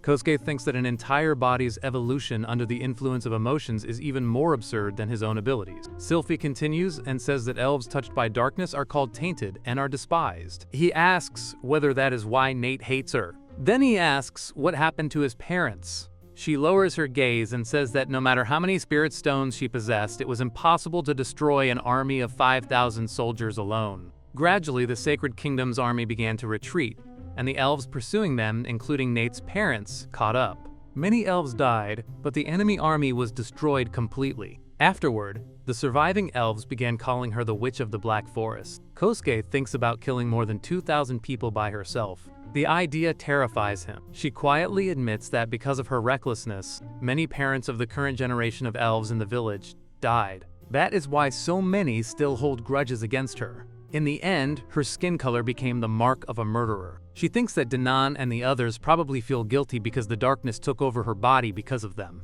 Before all that happened, she says, she was white, fragile, and cute. Kosuke smiles gently and moves closer. He asks her to leave the past behind because he thinks she should love herself exactly as she is now. Skin color does not matter to him at all. He likes the woman standing in front of him now. She looks up in surprise. He places his hand softly on her shoulder, and for a moment they simply gaze into each other's eyes. Then their lips meet. Holding hands beneath the evening sky, they spend another pleasant night together, and the bond between them becomes even stronger. It is the 7th day of survival. Kosuke is in his workshop, saying that the things he has put in since last night are ready. He finds them and thinks that this time the highlight of the program is an improved crossbow. Its shoulders are now metal. He tries to pull the bowstring and realizes that it is very difficult. He thinks that if he imagines that he is choosing an action in a game, it should work. He manages to pull the bowstring and realizes that he really does it. The ability to choose an action is too imbalanced. He is able to pull this rigid bowstring with one hand. Then he inserts the bolt and decides to shoot a tree. He realizes that the initial speed of the arrow is higher than that of a regular crossbow, so the shot is much more powerful. It's some kind of special weapon that they'll give to the strong guys. You'll have to agree with Sylphie first though, and this thing requires a surprising amount of iron. Now he decides to put it in the corner for the blacksmith. He notices that the number of glass items that can be crafted has increased. He notices the pharmaceuticals tag. It doesn't look like a brewing stand, so it's probably a workbench. He decides not to waste time and put it on crafting. It is in the workbench menu. However, the brewing stand requires too many resources. He decides to prioritize the glass items needed to craft the brewing stand. Then Kosuke remembers his achievements and skills. If he imagines the action selection function, it seems like there are more new crafting recipes. There is no explanation at all. Not a drop of solidarity with users of the new achievements. Only 3 are blocked. Skills also increase. He decides to take Lumberjack and Demolition Worker with the remaining points. He decides to take Cardiopulmonary Function Enhancement, Fast Runner, and Excellent Marksman, because when using a crossbow, the usual tactic is to strike and retreat. Suddenly, Sylphie appears in the doorway. Kosuke bids her good morning. Suddenly, Sylphie gets embarrassed and runs out of the workshop. Kosuke smiles and says, what to do? He thinks she is cute. Perhaps due to the constant stress, as soon as night falls, Sylphie becomes open and her brakes fly off. When she wakes up in the morning, her great warrior consciousness returns, and she goes into a suffering mode due to the feeling of shame. Kosuke thinks it's just amazing. He wants Sylphie to always stay like this. After some time, Sylphie makes breakfast, something like okonomiyaki.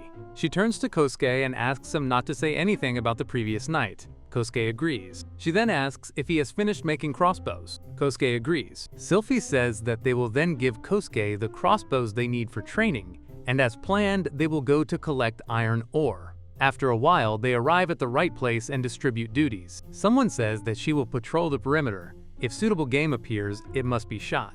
Kosuke thinks that the view of the landscape makes his hands itch to clear a plot of land for construction. Jagira says that Kosuke will be able to drag home any large catch. She says that she will go and test the power of this improved model. Kosuke thinks, who knew that some crossbow could turn her on like that? Jagira says goodbye and runs away. Pilna says that Jagira is not very good with bows, which is why she likes crossbows so much, since the arrows fly much more accurately. She asks if there are any other weapons like crossbows that even she could use. Kosuke thinks about it. Pilna looks at Kosuke with hope in her eyes. He replies that it isn't that he has no ideas, but that there is nothing he can get rid of right now. Pilna replies that it is a great pity. She tells Sylphie that she will also go on a reconnaissance mission. Sylphie tells her to be careful. Kosuke thinks that bombs or shells with poison gas, or at least a Molotov cocktail, would be enough. Pilna flies away, leaving Kosuke, Aira, and Sylphie alone. Kosuke asks if they will dig. Sylphie says that he can dig as much as he wants. Kosuke asks if he can dig from above too. Sylphie replies that it doesn't matter, only how he plans to get there. Kosuke takes out a wooden cube and says he has an idea. He stands under a pyramid of cubes. He flies higher and higher, and Sylphie and Aira stand below and watch. Aira says once again that this is absurd and asks how he is planning to get down. Kosuke places another cube and takes out a pickaxe and says that he will gradually go down while getting materials. Kosuke makes neat movements. After a while, he comes down, leaving a straight wall, and asks how it is. Aira adds that she seems to understand, but her brain refuses to accept it. Sylphie says that in this way, Kosuke can get over even a fortress wall and anything at all. At this point, Aira says that she will go gathering. Each time, she never ceases to be amazed. Sylphie asks what gathering Aira is talking about. Aira clarifies that she will be gathering poisonous and medicinal herbs. Sylphie explains that the medicines Aira makes with alchemy heal the wounds and illnesses of refugees. That's why they can't do without her. Kosuke says he understands, then takes out a pickaxe and says he's gonna get more resources. After some time, Kosuke extracts a lot of different ores and thinks that this is very good. He even extracts 13 mithril ore. Kosuke thinks that they have collected enough, and there is no trace left of the previous landscape. As a result, he now has about 500 units of iron ore, about 500 copper, and 200 silver. There are still 13 mithril. Sylphie and Aira immediately shout about the mithril ore. Aira runs up to Kosuke and demands that he show her the mithril ore quickly. Kosuke gives her a small stone. Aira says that this is indeed mithril ore, and of excellent quality. Although it depends on the smelting, from this amount of ore, one can make at least 2 swords. Sylphie orders Kosuke not to dare tell anyone about this ore. Kosuke thinks that it seems like he has dug up something really cool. He takes the ore from Aira and says that he will put it back in his inventory. Suddenly, Kosuke realizes that he cannot take the ore from Aira.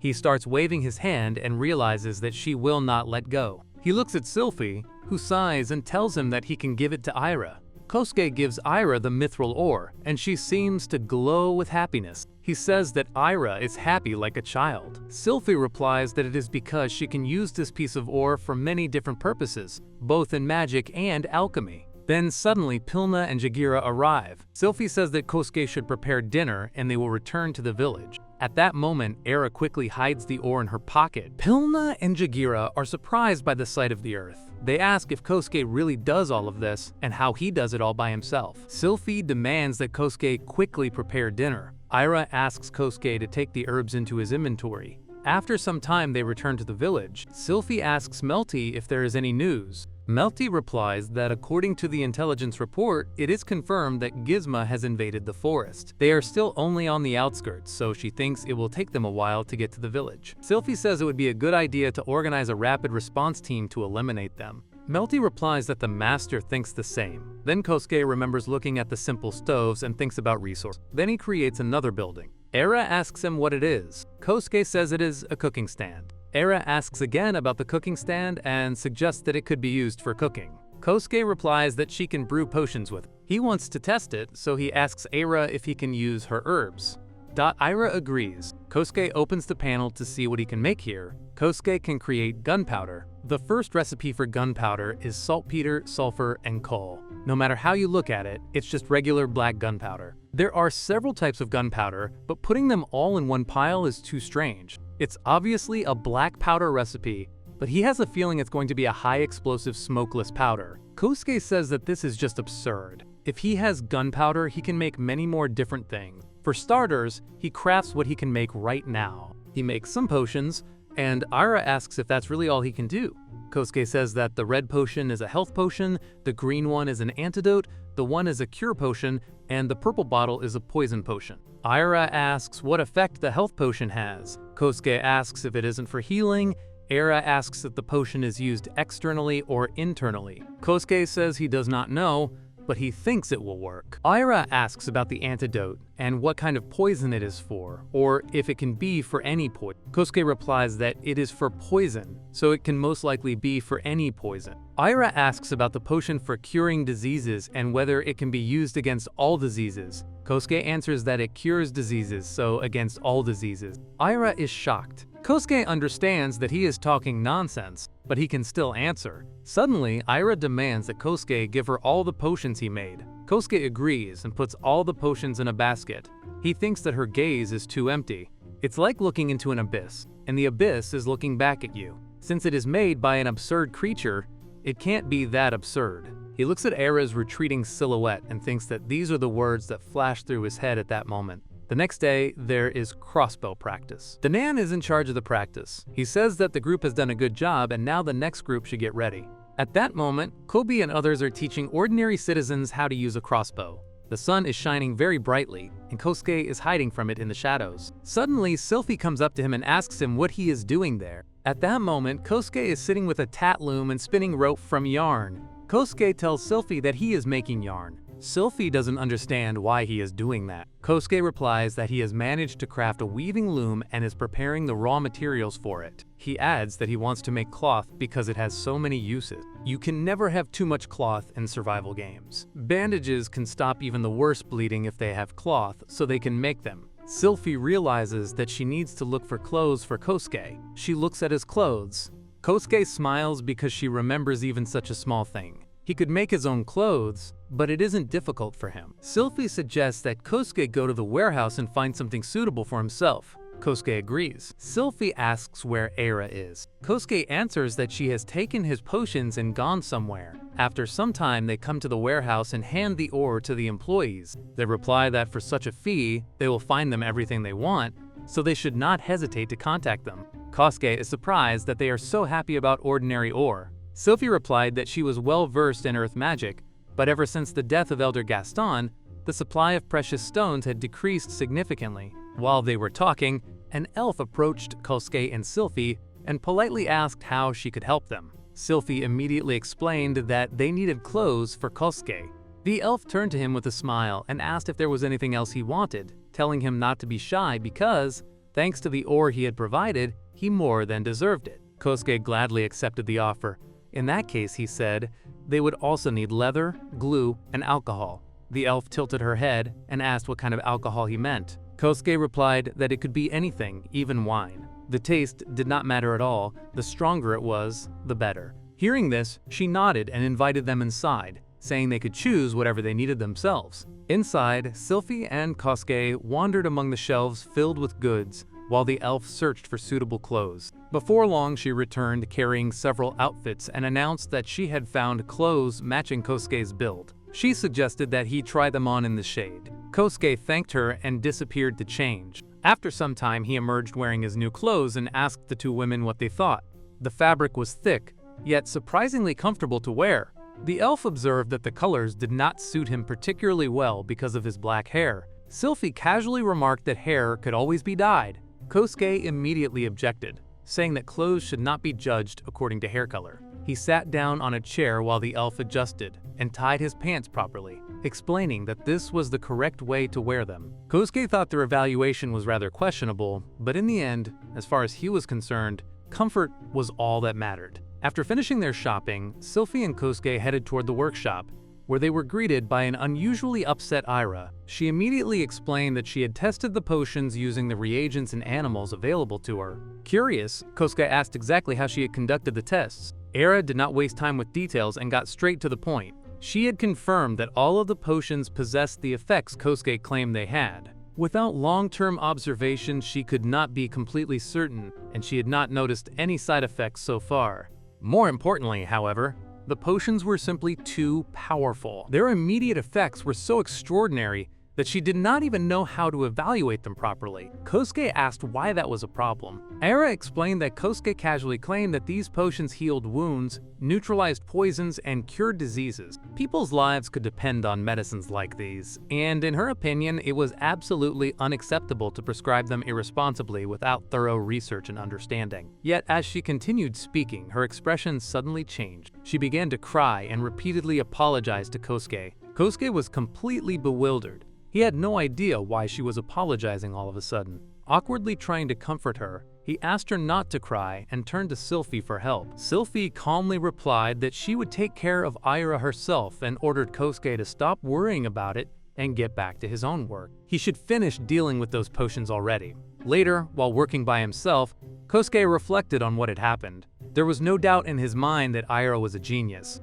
She was intelligent but taciturn, giving the impression of someone who either clashed with others or deliberately kept her distance from them. Thinking back on their conversation, he realized that Aira had taken his potions and carefully verified their effects because she genuinely believed people's lives could depend on them. She wanted to prescribe them only after making sure they were completely safe. Yet, after saying all of that, she suddenly began insisting that everything was wrong, apologizing over and over, and finally bursting into tears. Kosuke simply could not understand it, as she thought her tone was rude.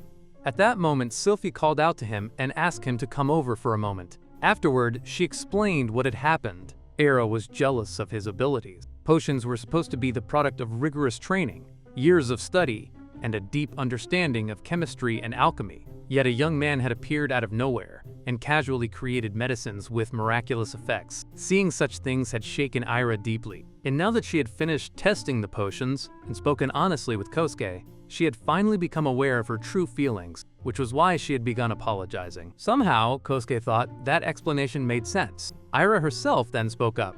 She said that Kosuke's strength was not something he had obtained for free. He had paid for it with everything he had left behind in his previous world. Lowering her head deeply, she asked him to forgive her. Kosuke hurriedly replied that he was not angry at all and asked her not to worry so much. As he said this, he noticed that Sylphie and Melty had fallen strangely silent, so he asked them what was wrong. Sylphie answered that Aira's words had simply given them something to think about. Melty stepped forward and quietly asked whether his power really came from being in this world. Kosuke nodded. In other words, she said, this power had been given to him in exchange for his family, his friends, and his homeland. Wasn't that true? Kosuke admitted that it was difficult to deny. In fact, he himself had never really thought deeply about it. He did not even know whether he would ever be able to return to his original world. Sylphie looked troubled. She wondered aloud if perhaps they had been relying too much on this poor boy for their own convenience. Kosuke immediately shook his head. He still owed Sylphie a debt and doubted he would be able to repay it anytime soon, so there was no reason for them to worry. Besides, he was currently developing his abilities because he wanted to create even more things. Having a safe place to eat, rest, and shelter from the rain and wind fit perfectly with what everyone else wanted as well. Moreover, everyone helped him meet his own needs while he helped fulfill theirs. Everyone benefited. It was a win-win situation.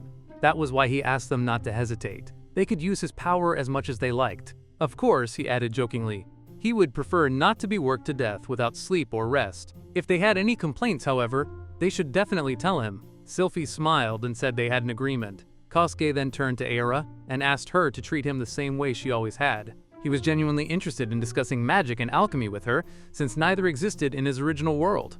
Aira quietly agreed. Kosuke extended his hand toward her and asked if they had made peace. He explained that this was a custom from his world called a handshake. When people reconciled or wished to show friendly feelings, they shook hands. Aira softly repeated the unfamiliar words, "shake hands," before timidly extending her own hand. They shook hands, and Kosuke happily declared that they had made peace. Aira smiled warmly.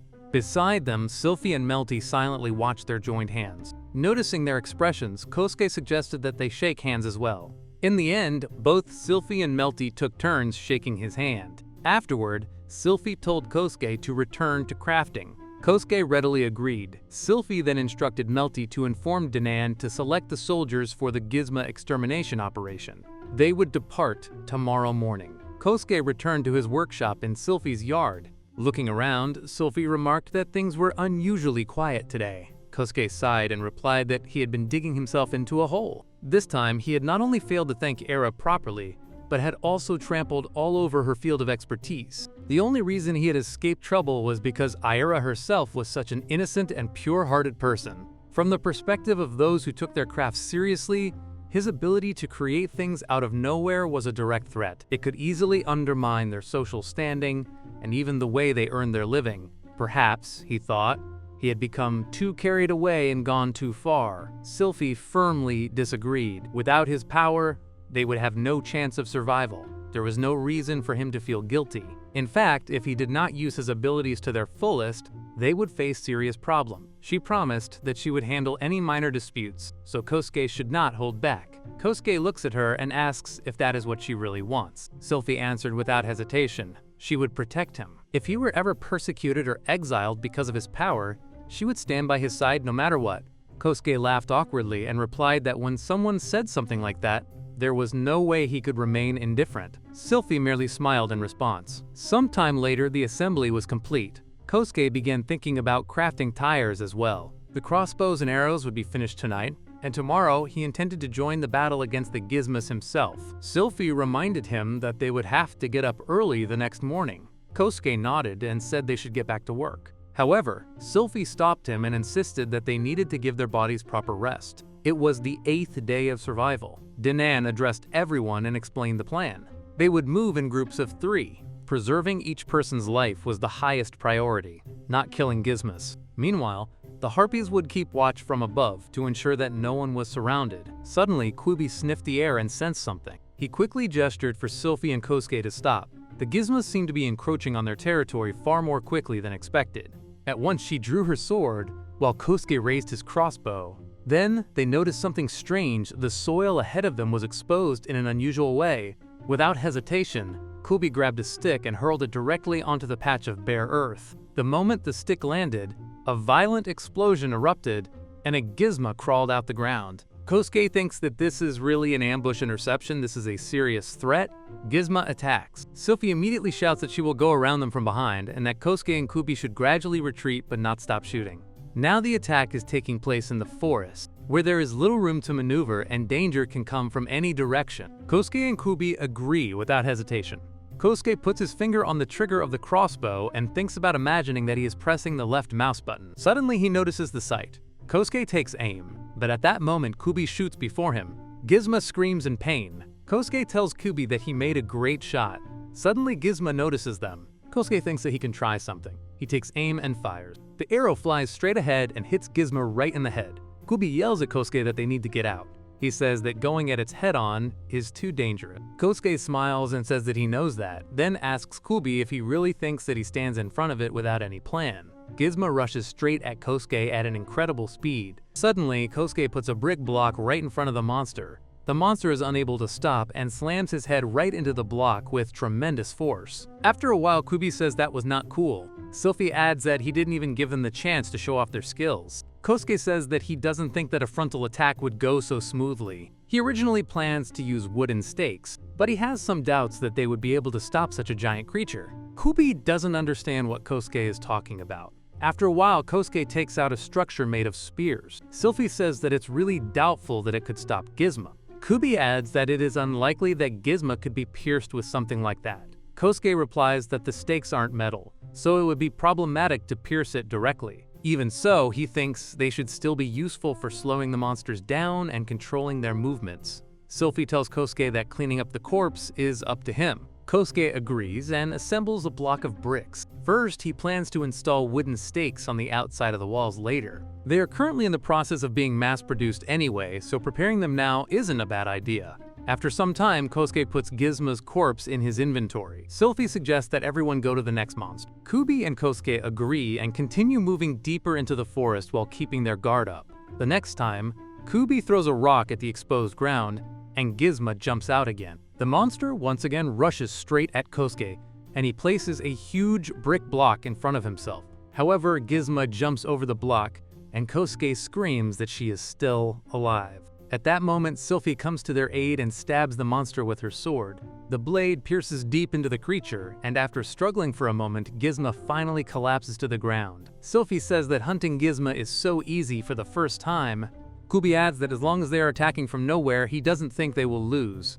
Kosuke says that the wall method is quite good. At the moment, the wall is covered with stakes, and on the bottom of the dry ditch around it, a structure of stakes is installed. A large number of soldiers armed with crossbows are ready behind the fortifications. If the circulation is broken, in no case should one be in underground or above-ground structures. Kosuke quietly reviews the design in his head and feels that there is still plenty of room for improvement. Then, Kosuke suddenly remembers something. Sylphie asks what happened because Kosuke suddenly puts up a wall out of nowhere. Kosuke says that he will only do a small experiment. He then takes out a pickaxe and removes the bottom column of blocks. After that, he uses a double jump and lands on top of the wall. He is surprised that it does not fall, and instead hangs in the air exactly where it is. Sylphie tells Kubi that it might be from fatigue, but she sees something strange in front of her eyes. Kubi replies that he sees it too, so it must really be happening. Both of them stare at the floating wall, as if trying to understand the logic behind it, but the more they think about it, the less sense it makes. Kosuke laughs and says that this way he can make a base in the air.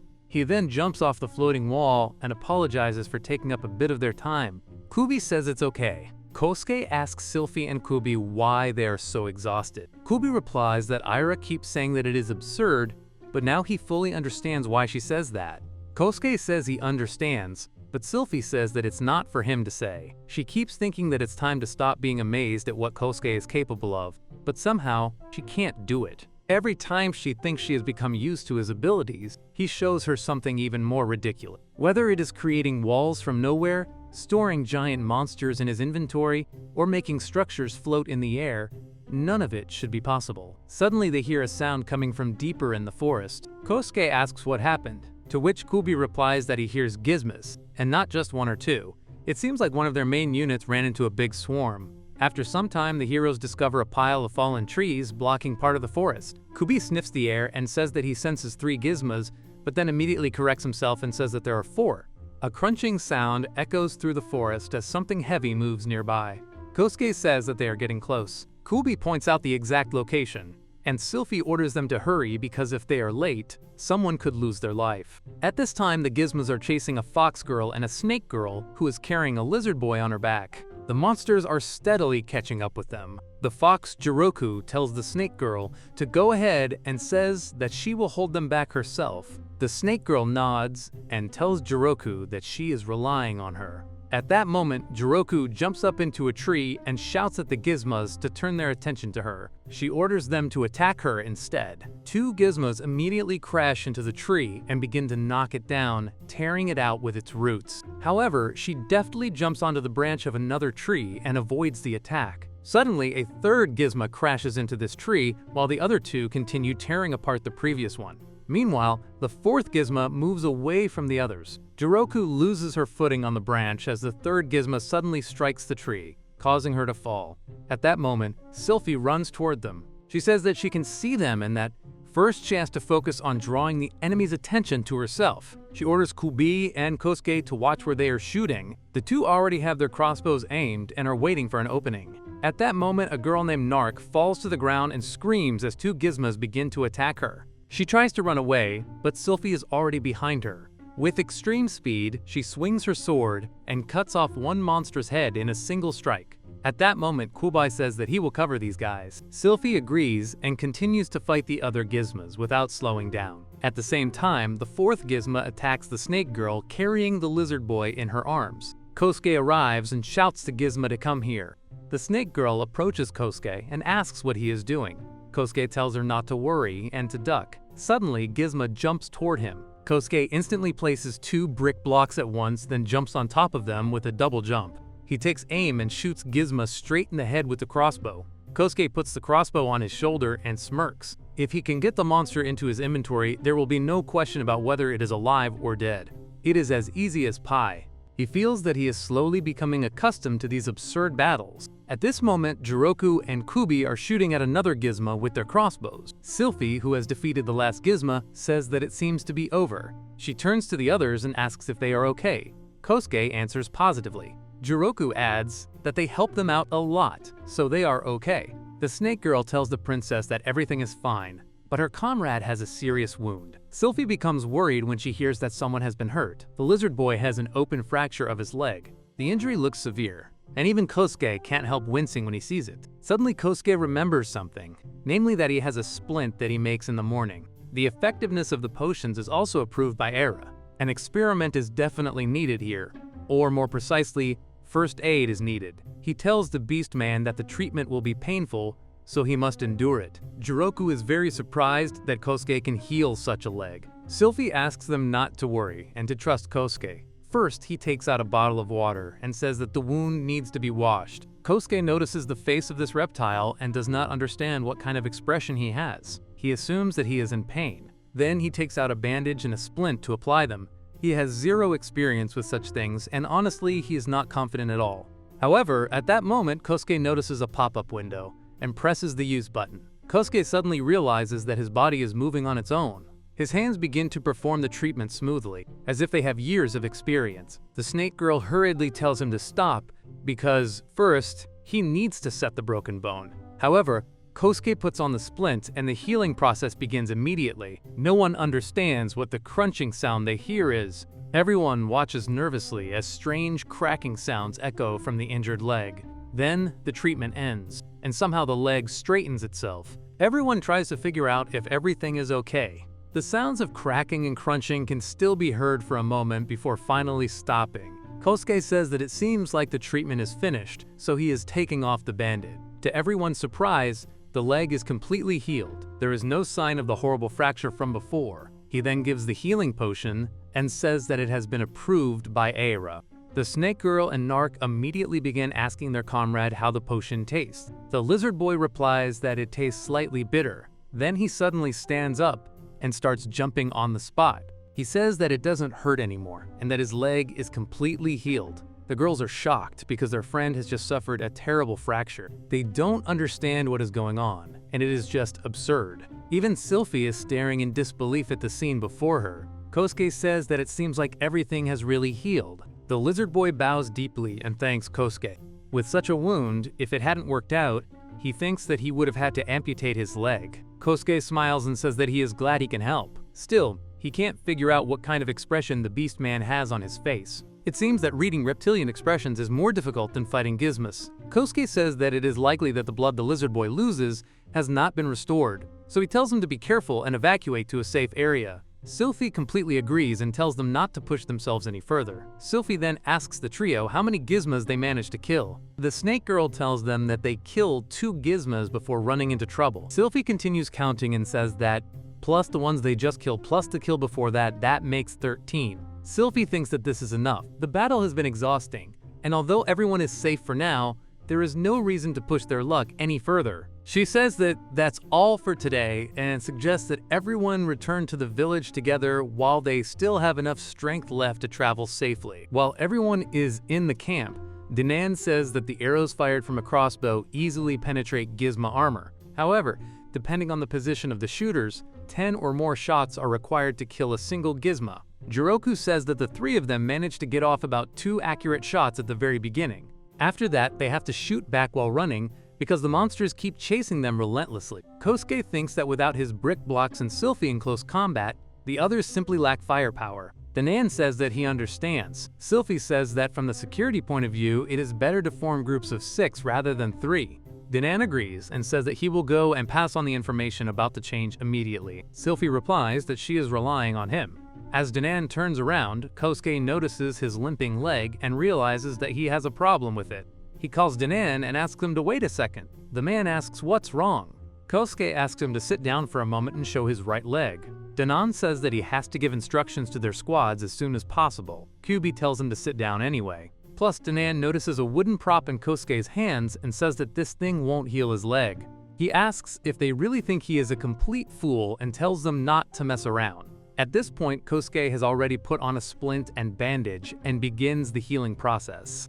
Dinan is very surprised when he hears the sounds of cracking and creaking coming from his leg. Sylphie and Kyubi smile knowingly while the snake girl and her companions watch closely. Suddenly, the man's leg is healed. Kosuke smiles. Dinan, shocked. asks Kosuke what he has done. Kosuke replies that he simply heals his leg. Then he gives the man the medicine and tells him to drink it just in case. The man looks at the potion nervously. Daenan then drinks it and says that it doesn't taste that bad. Kosuke asks how his leg is. The man says that his leg doesn't hurt anymore. He bends his knee and is surprised that it bends normally. He feels like a fairy is playing a joke on him because this kind of thing simply shouldn't be possible. Kosuke says that his leg is fine now, and isn't that a reason to rejoice? Then he tells him to get going because work doesn't wait.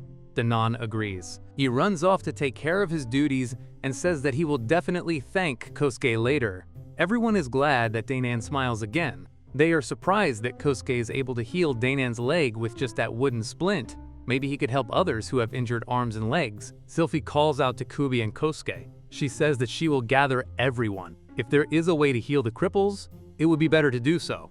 This way, they will increase their military strength and raise morale at the same time. However, Kosuke does not expect that his idea will actually work so well. Sylphie then turns to the snake girl and asks her if she could call Melty. She wants to distribute the meat from the gizmos they bring back. After a while, Melty comes in and asks if it really needs to be distributed right now. She asks how many gizmos this meat is from. Sylphie says that for now it is from 9 gizmos. Melty is surprised that there are so many. Even if they pickle it, it won't last long, so she wonders what they should do with all of it. Kosuke is surprised that Melty is so serious about this. Sylphie says that as long as the meat is in Kosuke's inventory, it won't spoil. Melty asks if that is true. Kosuke thinks about Melty burning a hole through him with her gaze. Then Sylphie tells everyone to distribute the meat from the 2 gizmos first. Melty asks Kosuke if he could take this into his inventory as well. Kosuke thinks how good it is that his owner is Sylphie. Melty would have exploited him mercilessly. After some time, Era approaches the camp and sees a huge line of wounded people waiting in front of a huge tent. The sight surprises her because she has never seen so many patients gathered in one place. After a while, Ira comes to Kosuke's tent and asks if everything is okay. At that moment, Colby calls for the next person to come into the tent. Ira is surprised and says that she will do the next one and that it is probably all about adjustment anyway. Kosuke says that everything is fine and that he doesn't feel tired yet. Colby brings in a new patient and says that it looks like her knee is damaged by a gizmo tendril. The rabbit girl says hello. Ira bandages the rabbit girl's paw and asks how her leg is. The rabbit girl replies that it isn't like anything has changed. Colby says that this girl has a fracture that doesn't heal properly. Her knee has been hurting badly for a long time, and after so long there is no point in putting on a wooden brace. Kosuke says that Ira should try giving it to him. As a result, Kosuke applies the treatment. Suddenly, the rabbit girl is frightened by terrible sounds coming from her own leg. Bones crack and shift loudly enough for everyone in the tent to hear. Then the girl's leg is completely healed. Era asks what she would say now. The rabbit girl jumps up and down excitedly and says that her leg doesn't hurt anymore. It doesn't hurt at all. Then Kosuke looks at Ira, whose vision seems blurred. Kosuke realizes that it is better not to touch her for now.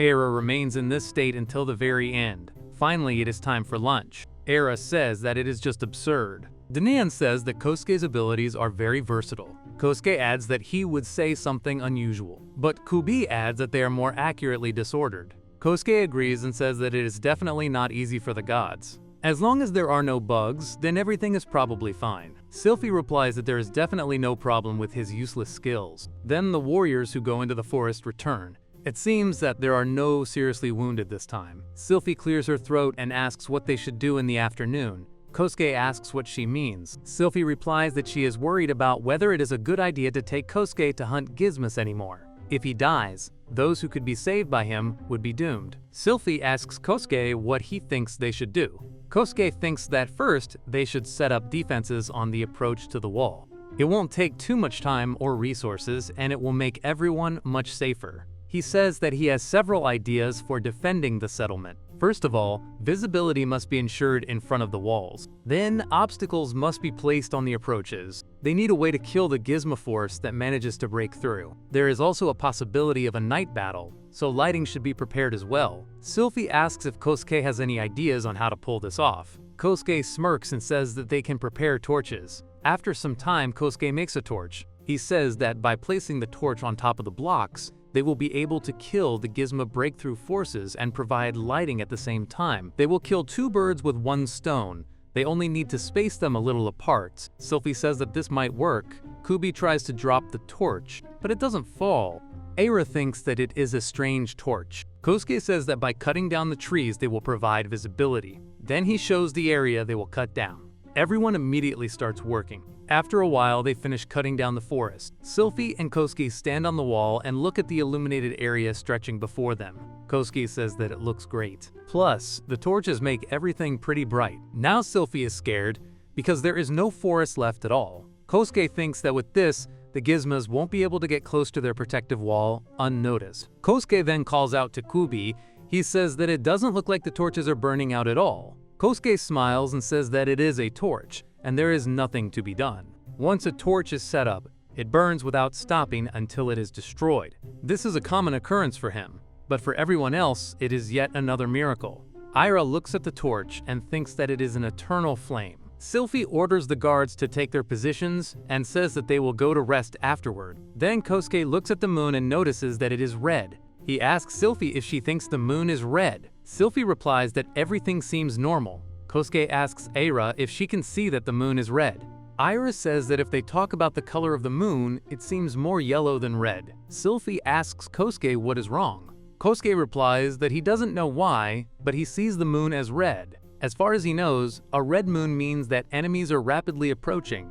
In other words, it is an omen of bloody carnage. At this moment, a huge number of gizmos slowly advancing toward the settlement. The battle preparations are announced across the settlement, and the inhabitants quickly climb onto the walls while readying their crossbows. Many gizmos rush straight toward the village, through the forest path that is now illuminated by rows of torches, their shadows stretching violently across the ground. The command to fire is given, and a massive volley of crossbow bolts rains down from the walls, filling the air with sharp whistles. The gizmos scream in pain as they try to push through the illuminated corridor, their movements disrupted by the obstacles and falling bodies scattered along the path. Kosuke immediately announces that everyone should start reloading their crossbows, explaining that their army is currently in a highly advantageous position and effectively invincible if they maintain this rhythm. Jagira laughs and says that their force is at full strength, and Kosuke is right, smiling as she remarks that with such a weapon, one only wants to shoot again and again. She even asks Kosuke for more arrows,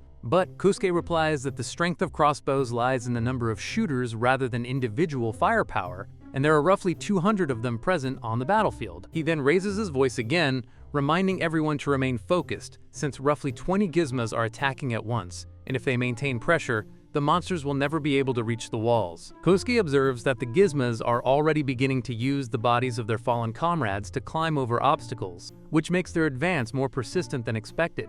However, the defenders are highly disciplined, reloading at a consistent pace and firing one arrow roughly every 10 seconds since the moment the battle began. Jagira comments that it is likely due to the beastmen's durable bodies that they can maintain such pressure, and she notes that even with improved crossbows, the firing speed would not significantly decrease under these conditions. Kosuke begins to think that mass-producing improved crossbows may become necessary in the future, though he is uncertain whether sufficient materials will be available for such large-scale production. At this point, Danon takes command of the battlefield, ordering the villagers not to allow any monsters to advance beyond the defensive line. He gives the signal for continued fire, and another hail of arrows echoes through the forest. Kosuke remarks that, at this rate, there is no need for the elven spirit archers to intervene yet. Jagira agrees, smiling as she continues to fire. Melty then turns to Kosuke and says that they are already running low on arrows despite the production effort. Kosuke calculates quickly that if all shooters maintain a rate of one shot every 10 seconds, then 5,000 arrows would only last about 7 to 8 minutes of continuous combat. Without hesitation, Kosuke produces another 5,000 arrows and hands them over to Melty, telling her not to hesitate to use them. As they begin distributing the arrows among the shooters, Jagira moves closer to Kosuke, clearly positioning herself near the supply point to ensure quick access. Kosuke sighs and takes out another 100 arrows directly in front of her, realizing that efficiency and logistics is becoming just as important as combat itself.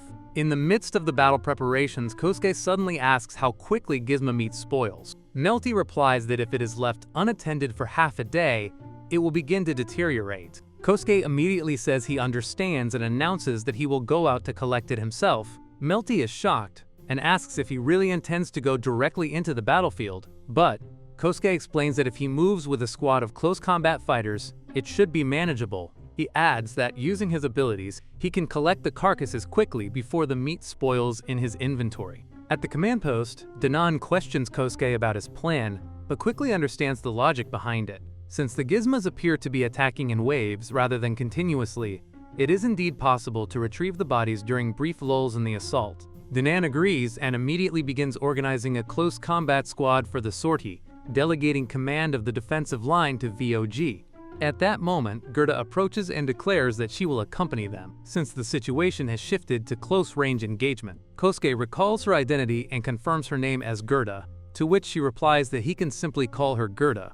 He then looks at her weapon and remarks that it does not seem very reliable, but Gerda responds that her strength is extraordinary, which causes weapons to break frequently during combat. Kosuke notes that her build is imposing, making even standard weapons appear small in her hands, almost like kitchen tools. He then says he will attempt to craft a more suitable weapon for her and asks for her preferences. Gerda explains that during her time in the Royal Heavy Infantry, she used a full-length shield and a long mace. Kosuke immediately acknowledges this and says that both a full shield and a long mace will be prepared. He instructs her to inform Danan that he will briefly return to craft the equipment and then rejoin the operation. Kosuke moves to the improved furnace and opens the crafting menu, searching for a long mace. He notices that only a standard mace exists, not a long variant, but by focusing and visualizing the desired form, a long mace option appears in the interface. He remarks that it will be heavy, since the materials consist mainly of solid metals such as copper plates and iron. He then checks the requirements for a full-length shield, noting that it requires copper plates, wood, raw leather, and glue. Kosuke considers it a solid design and briefly reflects that it would be beneficial to also craft weapons suitable for himself and others, since even ordinary soldiers typically rely on spears or clubs in similar situations. At that moment, he proceeds to create the long mace. Just then, Sylphie, Danan, and Gerda arrive. Sylphie asks Kosuke if he truly intends to go outside, while also confirming whether the spirit archers are properly positioned. Sylphie replies that their preparations took considerable time and are now complete. Kosuke states that it would be wasteful to let usable monster meat spoil, reinforcing his intention to proceed with the retrieval operation. He then hands Gerda her newly crafted weapon and tells her to test its balance. Gerda thanks him and immediately equips the full-length shield and long mace, commenting that the weight is appropriate and that she can now handle even gizmos more effectively. Kosuke observes the sound of the weapon cutting through the air and remarks that it is quite intimidating. He then briefly lifts the mace himself, but quickly realizes that it is far too heavy for him, prompting Sylphie to take it and test its balance instead. She confirms that it is not bad at all, demonstrating her own remarkable physical strength. Danan then states that since everyone is ready, they should move out immediately. Before departure, he introduces the members of the sortie team. He points to Zamil, a lizardman spearmaster, and his mentor, noting her expertise in close combat. He then introduces Lord Leonard, a dual-wield swordsman from the kingdom known for his twin blades, Leonard's twin fangs. Kosuke is surprised that nobility has joined the operation, while Leonard remarks that Kosuke healed his arm, restoring it completely. Danan adds that he shares a similar experience, only with his leg. Finally, Danan introduces Sayamel, a former top-ranking adventurer nicknamed Meat Grinder. She greets Kosuke, who returns the greeting while observing her immense presence. Danan explains that these three, along with Gerda, Ira, and Her Majesty, form the sortie party. Sylphie confirms that it is an excellent selection. Kosuke asks Ira if she is holding up well, and she replies that she is fine. She clarifies that being a court magician is not just a title, implying serious capability behind it. Kosuke briefly imagines her casting destructive magic, then returns his attention to the group. He looks at Sylphie, and both of them nod in silent agreement. Kosuke then asks if everyone is ready. In response, every fighter raises their weapon and answers in unison. Sylphie states that the objective of the operation is to collect gizmo meat that Kosuke is gathering, while everyone else is responsible for protecting him. Then they head out, and the heroes move directly to the front lines to collect gizmo meat. Kosuke begins by taking one gizmo body after another into his inventory with steady efficiency, while the rest of the detachment of experienced fighters keeps formation around him. Leonard lets out a sigh and says that Kosuke's abilities are difficult to describe, calling them strange, since he can heal injuries and make things simply disappear. At the same time, Kosuke places another gizmo into his inventory without hesitation, continuing the process as if it is routine work. Sayamel adds that she does not fully understand what is happening, but such abilities are extremely useful from her perspective, and she assumes it must be some kind of magic. Danan immediately corrects her, saying that it is not magic, since Kosuke does not possess any magical energy at all. Simel responds that she is not very skilled with magic anyway, so she is genuinely impressed by what she is seeing. At that moment, Kosuke asks them to stop talking about him, clearly uncomfortable being the focus of attention while working. Suddenly, Zamil tells everyone not to let their guard down, reminding them that gizmos are masters of surprise attacks. The group immediately shifts back into combat readiness. Gerda agrees with Zamil, but says that she finally has a proper weapon now, and she wants to test it in real combat. She raises her elongated mace, and Zamil remarks that it looks so impressive that she almost feels jealous. Zamil then asks Danan if Kosuke really made weapons like that as well, to which Danan confirms it and refers to Kosuke with a respectful tone. Zamil glances toward Kosuke, and although the reptilian expression is difficult to read, the intensity in her eyes clearly shows interest in obtaining a high-quality weapon. Leonard also mentions that he needs better swords, while Sumo adds that she is currently using what is essentially a log in combat. Kosuke looks around and notices that almost all of their weapons are either dull, chipped, or poorly maintained. He feels as though their collective gaze is pressing into him, as if silently demanding upgrades for everything they carry. Kosuke glances toward Sylphie, who is standing beside him with a calm and gentle smile. He interprets her expression as silent approval, and says that since Sylphie has given permission, they have already won this time. He decides that he will make weapons for them, and asks everyone to think in advance about what kind of weapons they want. The group immediately agrees, their interest clearly rising at the prospect.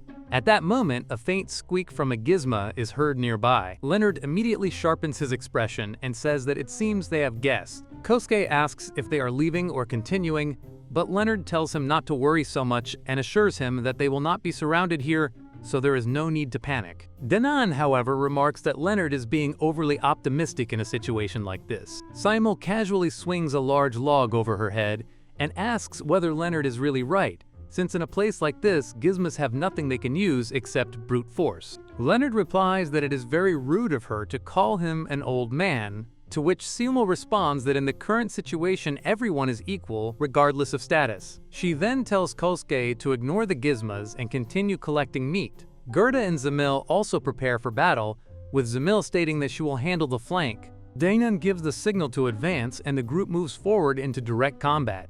Kosuke thinks that even under such heavy pressure, everyone remains unusually calm, as if they are accustomed to this kind of chaos. The moment the gizmos come into view, Danan moves first, using his weapon to cleanly sever one creature's head in a single motion. Kosuke is visibly surprised by the efficiency. Gerda then steps forward, raising her shield to block an incoming attack, and immediately counterattacks with her long mace. With a single powerful strike, she crushes the monster's head into pieces, demonstrating overwhelming physical strength. At the same time, Lord Leonard engages another gizmo. In an instant, he appears behind the monster, and in the next moment, it is cut apart into several pieces by his dual blades. Zamil then charges forward and unleashes a circular wind-like attack that tears through the surrounding area. Sumo's voice echoes as she swings her log with brutal force, striking down another gizmo. Leonard calls out to Sumo, warning her that if she turns the monsters into minced meat when she kills them, they cannot be collected afterward. Sumo admits it is her mistake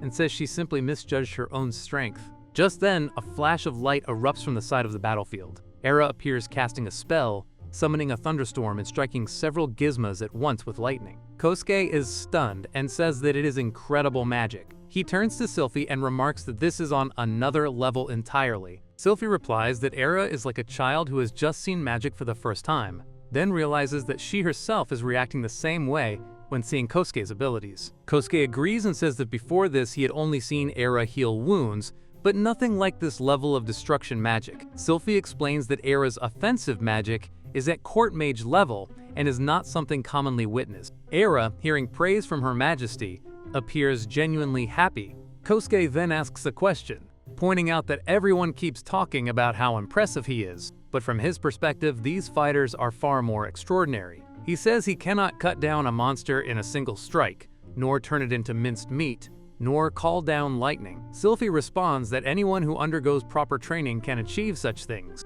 At that moment, another gizmo suddenly appears behind her, and she immediately moves to intercept it without hesitation. Kosuke asks if she is serious, and Sylphie simply replies that in this world, such skills are normal for trained fighters. She then tells Kosuke that instead of overthinking things, he should continue collecting the meat while there is time. Kosuke accepts this and resumes his work. After some time, the squad returns to the village, successfully collecting the corpses of 26 gizmos. Kosuke notes that if they maintain this pace of 2 gizmos per day, they will be able to supply refugees with meat for roughly 108 days. Sylphie adds that gizmo meat will significantly improve their diet, and Gerda agrees, noting that it greatly enhances the flavor of soup.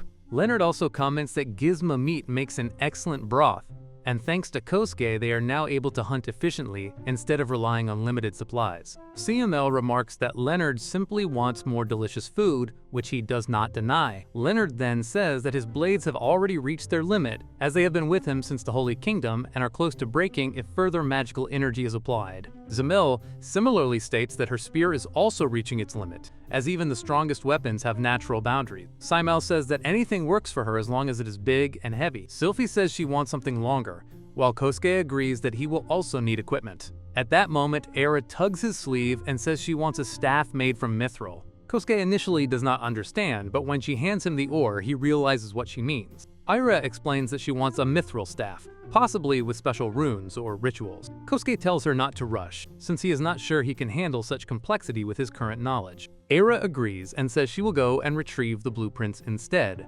Kosuke then asks everyone to describe their weapon requests in more detail, including whether they prefer one-handed or two-handed weapons, light or heavy designs, straight or curved blades, and other specifications. Zamil requests a spear with a longer tip capable of both piercing and cutting, preferably with added weight. Sumel says anything is fine, as long as it is easy to use for blunt force attacks.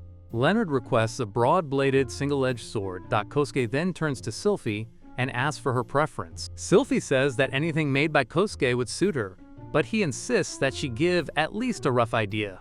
After thinking for a moment, she suggests something like a scimitar, since they had discussed it earlier. Later, Kosuke stands in his workshop thinking about the scimitar. He considers that it would suit Sylphie well, especially in her hands. He also reflects that since he is already planning to use mithril for Era's staff, he might as well attempt a mithril scimitar as well. With that thought, he places all the mithril into the crafting window, curious about what kinds of weapons this strange material will allow him to create. Sylphie then looks into the distance, her expression firming with determination, and declares that it is decided. She turns toward Kosuke and states that she will reclaim the kingdom of Marinard no matter what it takes. Everyone is incredibly surprised, and Kosuke thinks that this is about the reaction he expects. Kubi says that it is great and that it seems like the princess is finally starting to look like herself again. Simel replies that she is sick of being pushed around by those pigs from the Holy Kingdom. Lord Leonard says that he agrees as well. They cannot let those people keep their homeland under their thumb any longer. Zamil replies that her spear will always be at Sylphie's service. Danan, surprised by the sudden declaration, says that he will wholeheartedly support Sylphie's plans. Melty says, however, that it will take time to prepare enough supplies to go to war. Many people are willing to support Sylphie, but there are still many issues that need to be resolved first. This leads to a long discussion among everyone gathered there. Ira says that with Kosuke's strength, they should be able to handle it somehow. Thus, one well-aimed statement from Ira, who sees through both his and Sylphie's true motives, decides the further course of action. And now Kosuke continues surviving in another world. He arrives in the Great Omit Desert as part of a group that goes ahead to do some early fortification work. Kosuke is asked to place a marker somewhere in the area, so he creates a brick pillar and places a torch on top of it. The goal of the expedition is to build bases in locations where they can arrive safely from the village before sunset. Kosuke removes the lower blocks under the torch and says that this is already the 8th landmark. Leonard replies that they will soon need to decide on a location for the fortress. Zamil says that they are already quite far away, and that it would take at least 10 days to cross the desert. Kosuke looks into the distance and realizes that the forest is no longer visible. Zamil replies that if they conserve their strength, then it would indeed take around that much time. She adds that if there were roads, they would move much faster. Kosuke says that they still need to build 8 more bases. Being on the front lines is much more exhausting than he expected. Suddenly, Leonard puts his hand on Kosuke's shoulder and says that he would like a mithril sword too. It would be even better if it had a proper name. Zamil immediately scolds Leonard, saying that it is not nice to simply ask for a weapon from someone like that behind everybody's back. Then she casually adds that a mithril spear would also be extremely useful and that she would become an even more valuable member of their squad with one. Leonard asks whether Kosuke would really make mithril weapons during this expedition. They want a mithril-named sword and a mithril-named spear. Kosuke suddenly realizes that this is probably the real reason these two insist on accompanying him. At that moment, a loud gunshot rings out across the desert. Leonard and Zamil are both startled by the noise. Jagira proudly announces that she has hit the target. Sylphie stands nearby, covering her ears with both hands. Jagira yells toward Kosuke and says that his lever-action rifle is something special. Kosuke immediately tells her not to shoot too much left and right. He reminds her that he can only make 3 rifles at the moment, and the production of cartridges has not yet been established. Therefore, she needs to be extremely careful with ammunition. Jagira replies that she understands perfectly. Leonard says that the weapon is far too noisy and that he does not like it at all. Zamil agrees and says she dislikes it too. Jagira, however, grins widely and says that there is nothing better than a rifle. Besides, no one can deny its effectiveness. She points toward the corpse lying in the distance and proudly says that she manages to finish off that huge gizmo with only 2 shots. Then she adds that she will leave the collection to Kosuke. Kosuke nods and agrees. Leonard turns to Sylphie and asks where they are planning to build the base. Sylphie tells him to give her some time to think. Meanwhile, Kosuke asks Jagira to shoot the next gizmo somewhere closer. After thinking for a while, Sylphie points toward a rocky hill in the distance. "What about that hill with the cliff over there?" she asks. Leonard studies the terrain and replies that it would provide excellent visibility. The terrain itself would also be ideal for defense. Sylphie immediately announces to Kosuke that they are setting up a base on that hill with the large rock on top. After some time, they finally reach the hill and decide to prepare their overnight shelter. First, Kosuke levels the terrain slightly. He uses his newly unlocked skill, bilateral symmetrical laying. He creates the floor first and establishes the axis of symmetry that will determine the structure of the building. Then, instead of placing cubes one by one, entire walls suddenly appear at once. The roof appears immediately afterward. Sylphie watches in disbelief and says that for some reason, walls are suddenly appearing everywhere. Kosuke explains that it is his new ability, an advanced construction skill. Finally, the base is complete. He has not finished decorating the interior yet, but it is already perfectly livable. The next step is building a protective wall around it. Kosuke decides to make a square with sides measuring 100 meters. First, he marks the borders using blocks so he can determine the exact shape. After that, he digs a trench all around the perimeter that is 5 meters deep. Jagira watches the process with amazement and says that even if he is only digging, such speed is simply impossible. Leonard nods and adds that he doubts even Earth mages could accomplish something like this. Kosuke explains that to prevent enemies from undermining the walls, he plans to fill the trench with stone blocks. The protective wall itself will be 3 blocks thick and 7 blocks high. He will build fortifications at the corners and install a large main gate. By the time he finishes explaining, the base is already complete. Leonard says that he never imagined they would finish everything in a single day. There are only a few finishing touches remaining. Sylphie immediately orders everyone to inspect the walls carefully and report anything unusual. At that moment, Kosuke says that he is going to build a ladder nearby. Suddenly, he feels a strange sense of danger. Without hesitation, Kosuke immediately starts running away. Leonard stares at him and says that they have been found out. Zamil replies that they carefully hide their intentions, yet Kosuke notices immediately.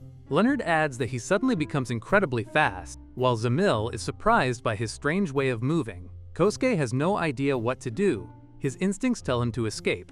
He quickly climbs higher and higher by stacking blocks beneath himself. Then he realizes that he has backed himself into a corner. Leonard looks up at him and tells him to come down because they have nothing to fear. Zamil confirms Leonard's words. Kosuke shakes his head. He says that he is Sylphie's servant. Without her permission, he absolutely cannot make weapons from such valuable metal. If they really want mithril weapons, then they should ask Sylphie directly. Kosuke still does not know what to do. Then suddenly, someone calls out to him, "It is Pilna." She asks whether Kosuke is in trouble and says that she is on his side. He can simply grab onto her and she will carry him away. Kosuke immediately says that this is the best idea he has heard all day. Pilna folds her arms and says that she is not so sure. She does not have enough energy at the moment. However, if Kosuke finally makes the weapon he promised her, then perhaps she will suddenly have enough strength. Kosuke stares at her in disbelief. "So you are not my ally either," he says. "You are just another predator." At that moment, a familiar voice interrupts them. Sylphie asks what exactly is happening here. Kosuke immediately rushes toward her and says that everything is their fault. Leonard turns to the princess and honestly explains that they simply asked Kosuke to make mithril weapons for them as well. Sylphie sighs softly and admits that she is impressed by their dedication. However, when it comes to mithril weapons, things are not so simple. Kosuke is capable of creating equipment powerful enough to conquer an entire country. Because of that, she cannot casually decide what should be done. Kosuke complains that his understanding of value is being completely destroyed by this world. He understands now that he is slowly becoming a crafter capable of destroying countries. Sylphie replies that Kosuke does not belong to their world, so he is not bound by their values. If people take the trouble to become his friends and agree to pay the proper price, she is certain he will eventually make the weapons they desire. However, she also believes that sooner or later ill-wishers will start targeting Kosuke, and at times when she cannot remain by his side, she is confident that Danan, Leonard, and Zemil can protect him. Kosuke immediately protests.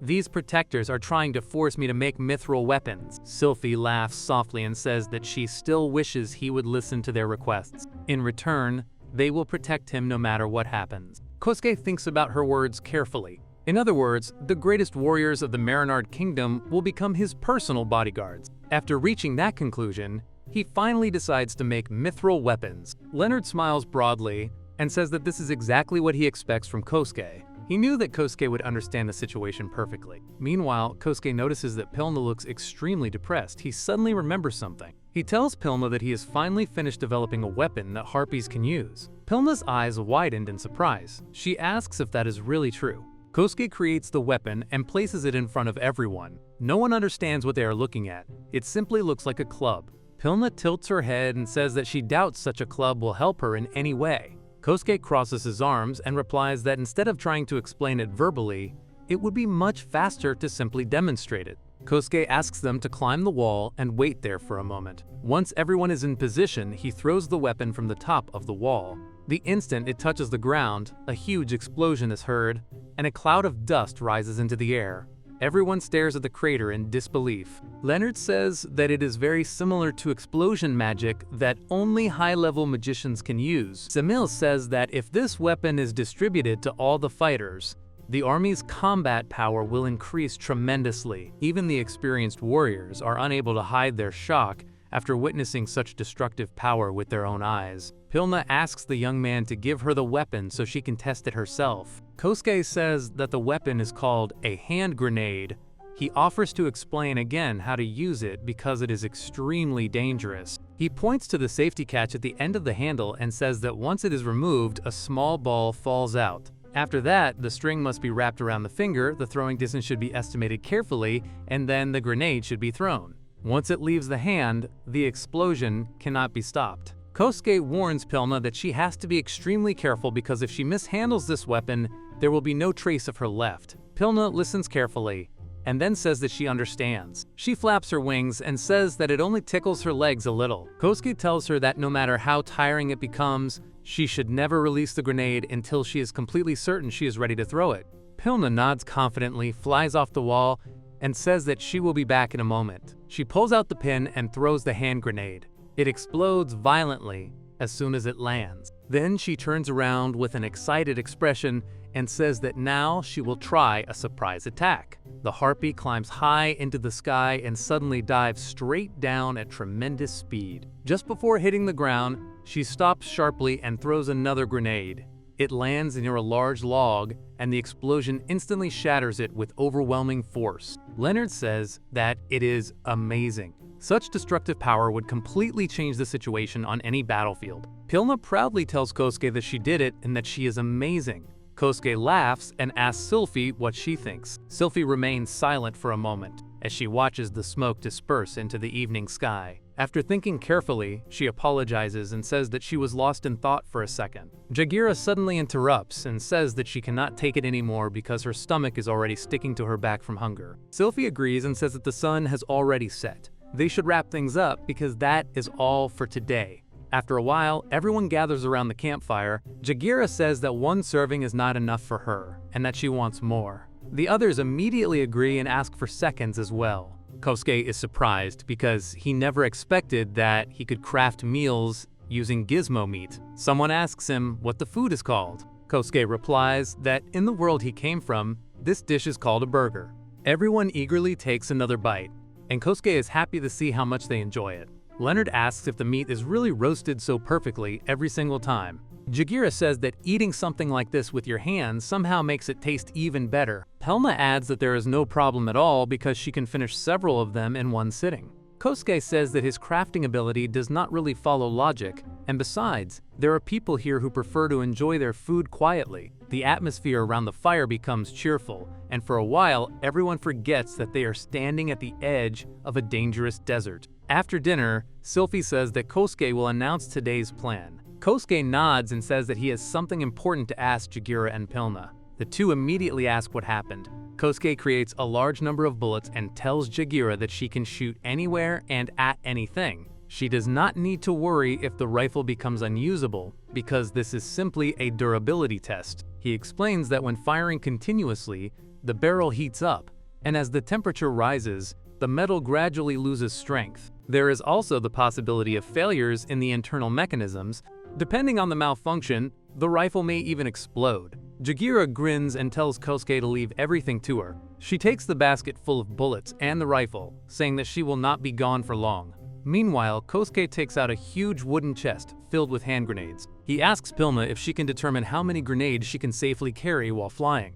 Eventually, he wants her to fly from their base to enemy positions and bombard them repeatedly from the air. Pilna says that she understands. Zamel steps forward and says that she will help Pilna carry the grenades and conduct the tests. Kosuke says that while they are busy with that, he will continue expanding the base. Sylphie says that she and Leonard will accompany him. Soon, while Pilna is practicing in the distance, Kosuke begins setting up the fortress. Leonard says that both the quality and speed of construction are unbelievable. Sylphie agrees completely. Kosuke's strength is so extraordinary that she cannot think of any other words to describe it.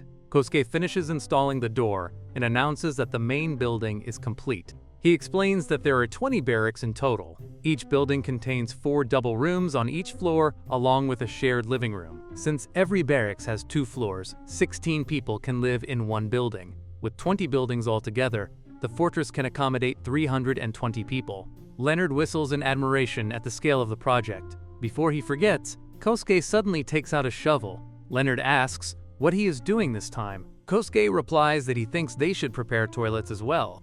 Leonard bursts out laughing and says that if he remembers correctly, both he and Kosuke spent plenty of time dealing with cesspools back in the village. He asks whether Kosuke has some strange fascination with waste. Kosuke immediately denies it and wonders if there is any point trying to explain that he is only interested in gathering materials for gunpowder. Kosuke says that cleanliness and hygiene are extremely important. If sanitary conditions are poor, the risk of disease increases dramatically. Sylphie nods seriously and says that this is indeed an important matter. Leonard agrees and says that epidemics are terrifying enemies because swords and armor are useless against them. Kosuke quickly creates a simple toilet, then duplicates it several times.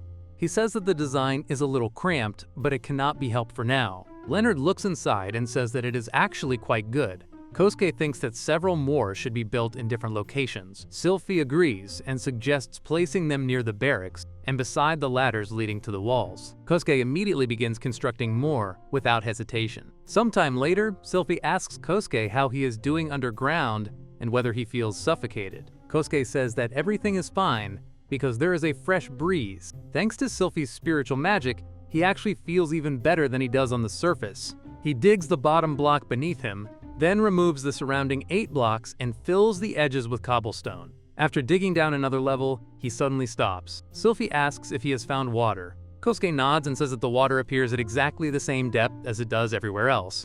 He digs the final block and climbs back to the surface. After a while, he emerges from the well covered in dirt. Leonard praises him for the excellent work. Kosuke thanks him and says that now all 4 wells in the corners of the base are complete. Sylphie says that tomorrow they should test whether the water is safe to drink. Kosuke asks whether spiritual magic can really determine something like water quality. He finds it strange that not a single plant grows in this desert, despite the fact that water exists underground and is not even very deep. Sylphie tells him an old story. It is said that long ago the power of the Spirit Stone was abused in these lands. As a result, the spiritual balance was shattered, and ever since then, plants have been unable to grow normally in the desert. Kosuke immediately remembers what the elders once told him. The power of the spirit stone is destructive to the human body as well. Thinking about it now, he feels a little uneasy. Leonard asks what they are going to do next. Kosuke smiles and says that now it is time to make beds. Leonard notices the fertile soil Kosuke has prepared and asks where it came from. Kosuke replies that he used dirt blocks from the Black Forest. Combined with his abilities, it is no wonder the soil looks so rich and healthy. He estimates that in about 3 days after sowing, it should be possible to harvest crops. Next comes the hoe. Kosuke loosens the soil and quickly forms neat rows of farmland. Leonard watches in amazement and says that he finally understands why Sylphie and Era sometimes cannot accept what they are seeing. Kosuke, meanwhile, is simply having fun plowing the field. Soon he creates rice seeds and begins sowing them. Leonard says that just watching all of this gives him a headache. Kosuke continues planting enthusiastically.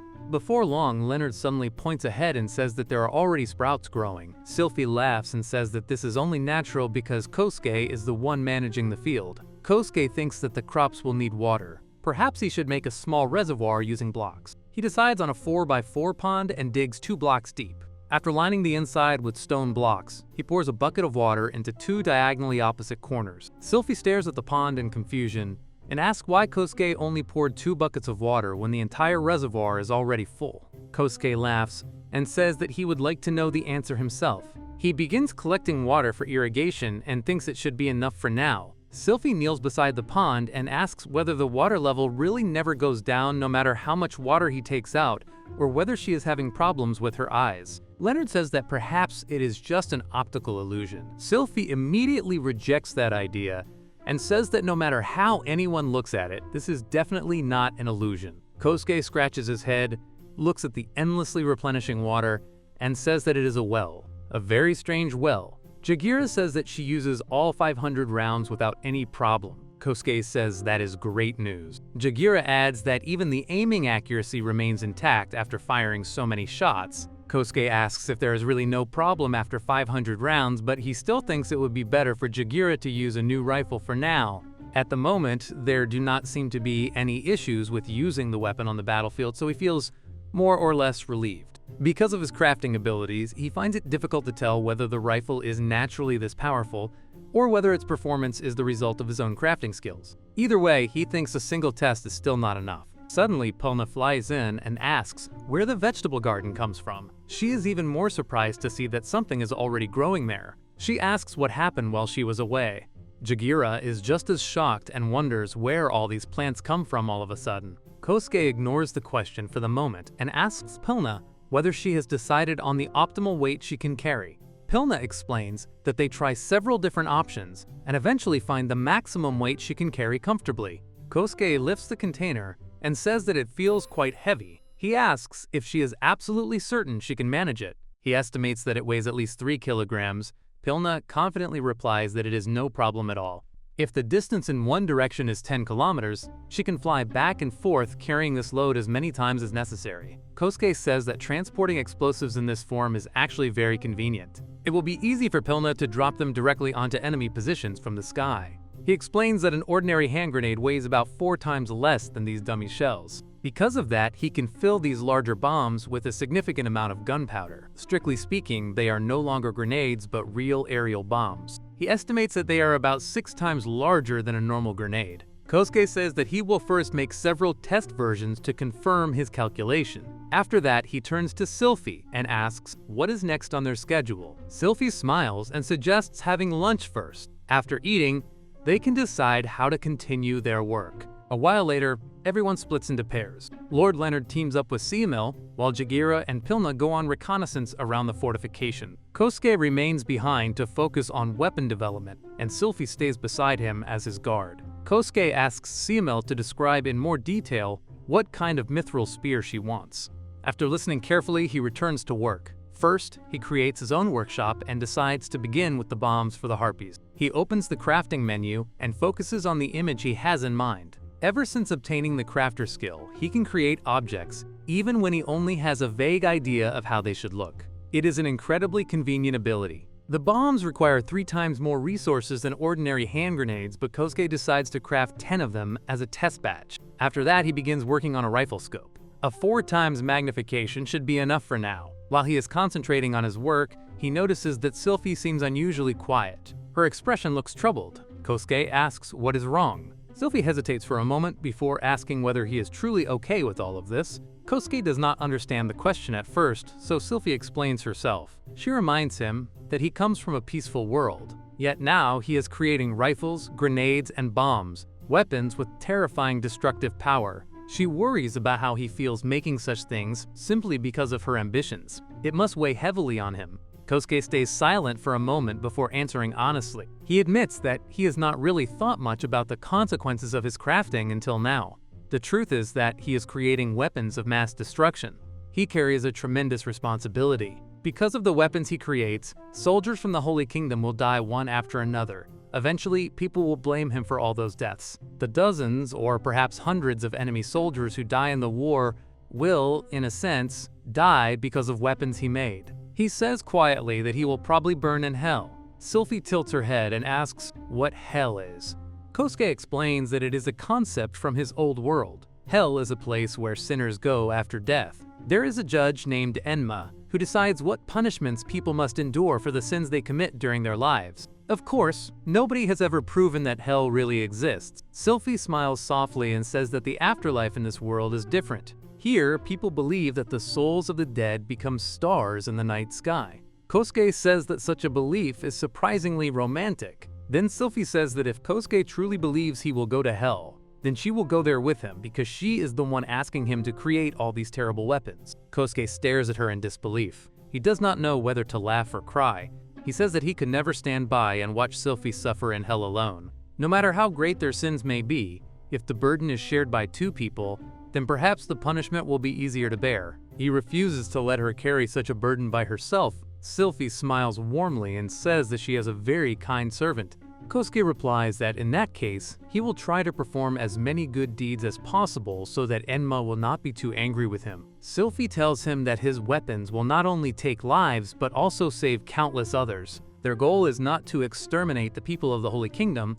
Their goal is to reclaim the Kingdom of Menard. Killing is merely a means to achieve that goal, not the goal itself. Kosuke nods and says that, from a purely practical standpoint, it would actually be easier to destroy all of their enemies. Sylphie laughs bitterly and admits that she cannot argue with him there. Still, Kosuke believes they must first demonstrate the military power of Marinard several times. Once the Holy Kingdom understands that fighting them is too costly, negotiations may become possible. Only then can they truly aim to preserve as many lives as possible. Sylphie agrees with his reasoning. Kosuke continues outlining his ideas. Since their forces are limited, fighting large battles in open fields would be foolish. Instead, they should remain behind strong fortifications and launch small attacks whenever opportunities arise. Harpies can bombard enemy camps from the sky.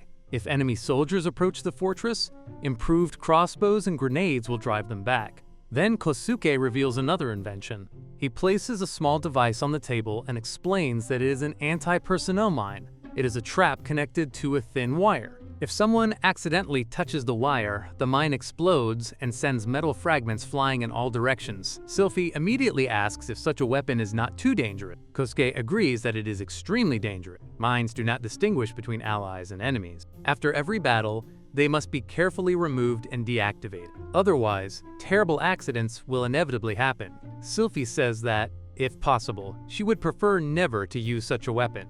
Kosuke agrees wholeheartedly. Then he says there is one more thing he wants to show her. Sylphie asks what it is. Kosuke takes out a solid block of explosives and says that if someone sets fire to it, it will probably explode. He has never actually tested it before, but if he does, he intends to stand very far away. Sylphie immediately tells him to consult Era first, especially regarding magical artifacts that can ignite objects from a distance. Kosuke nods and says that, actually, if they can remotely detonate such explosives, he already has an idea. They could lure an enemy army into capturing a position and then blow up the entire place at once. From his perspective, art is an explosion. Sylphie stares at him in disbelief and says that she never expected Kosuke to be this ruthless. Kosuke shrugs and replies that these are simply all the ideas he has for now. Then, Sylphie asks another question. She wonders whether Kosuke plans to improve the rifle further. Kosuke smiles awkwardly and admits that, to tell the truth, he has already designed several other firearms as well. Kosuke asks Sylphie to let him present the weapon. Sylphie asks if there really are varieties. Kosuke agrees and says there is a revolver, an automatic pistol, a rifle, and a shotgun. Sylphie asks if she can see them. Kosuke agrees and says they are not charged right now anyway. Sylphie picks up the revolver and says it is heavier than it looks. Kosuke replies that it is because it is made entirely of metal. He says that Sylphie has a revolver in her hands and it is intended for short-range shooting. He shows her the position to take. It can fire 6 shots in a row. The cartridges are lead balls about the size of a fingertip, and the firepower is enough to kill a person with 1 shot. Kosuke says that the pistol can fire up to 8 shots without reloading. Sylphie asks if the pistol in Kosuke's hands is also for short-range shooting. Kosuke agrees. In his world, young men have not fought with swords and spears for a long time.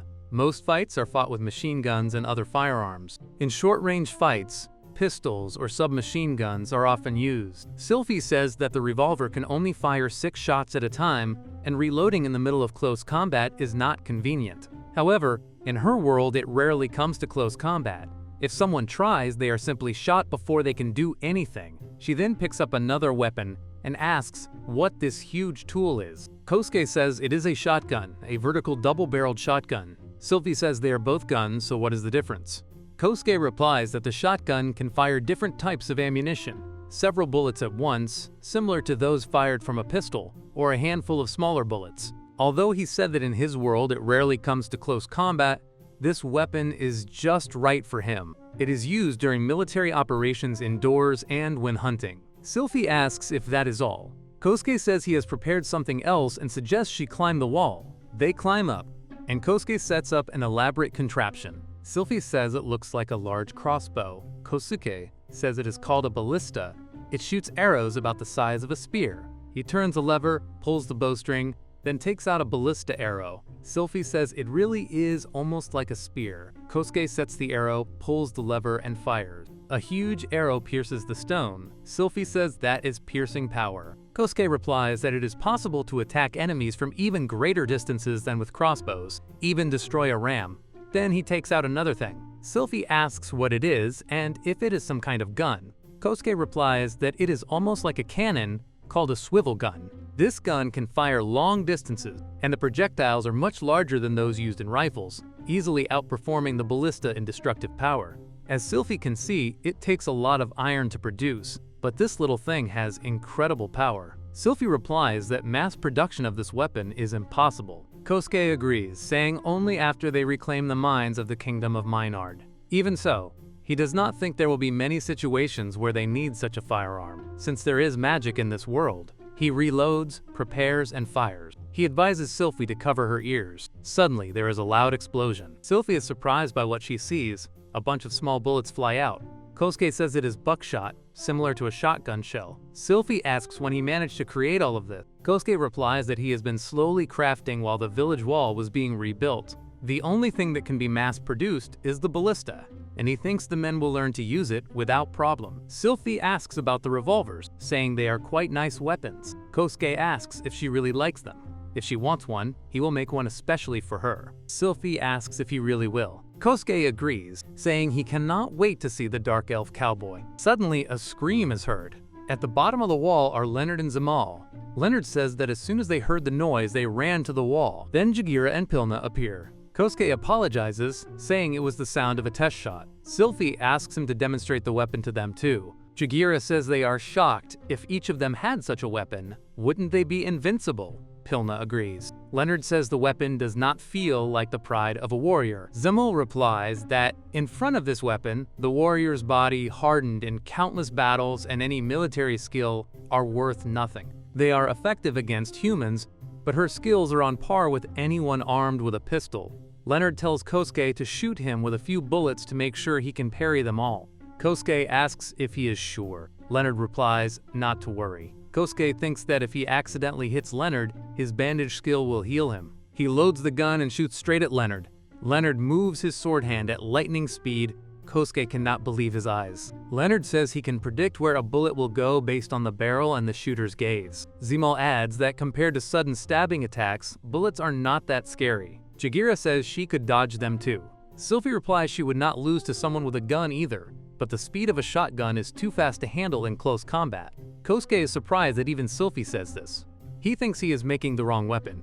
Jagira replies that he is not doing anything wrong. Leonard says the weapon is remarkable, but whether in their hands or in human hands, it makes no difference. Sylphie worries about what will happen if the Sacred Kingdom gets firearmed. Kosuke agrees it is frightening, but remembers this is a world of magic and alchemy. With spells, he can analyze mechanisms and substances, then recreate them with alchemy. Leonardo realizes Kosuke has withdrawn into thought. Jagira says it will take time. Pilna tells everyone to stay.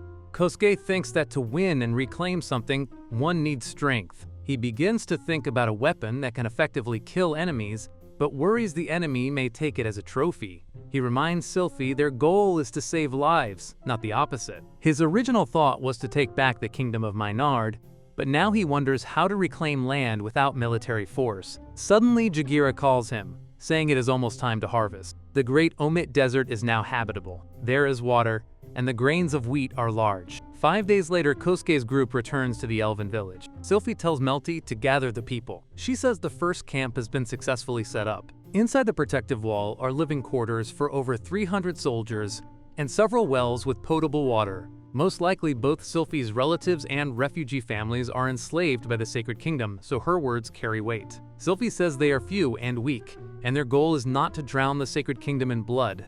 They will go to the Omit Desert, establish strongholds, develop lands, strengthen their position, and build forces. Eventually they will penetrate the kingdom of Maynard, recruit people, bring them to the desert, and increase their numbers. In the desert, they will create a place where beastmen, elves, and humans can live together. They will grow stronger, and then reclaim the lands of Maynard. She warns that the Sacred Kingdom will not sit idle. If it attacks, they will counter with Kosuke's weapons. Sylphie says they will send about 50 people to the first base to test the agricultural areas Kosuke created, while also beginning construction of the second base. Danan asks Sylphie how many outposts she plans to make in the end. Sylphie replies that she plans to make at least 3. 1 to communicate with the elves, 1 to be their main base of operations, and 1 to defend the front lines. Of course, between them it will also be necessary to put many small shelters along the way. Regarding the proposed location of the stronghold for protection on the front line, it will be located 5 days. Walk from the lands of the kingdom of Maynard, approximately in the middle of the great desert of Omit. This entire distance, 5 days, walk away,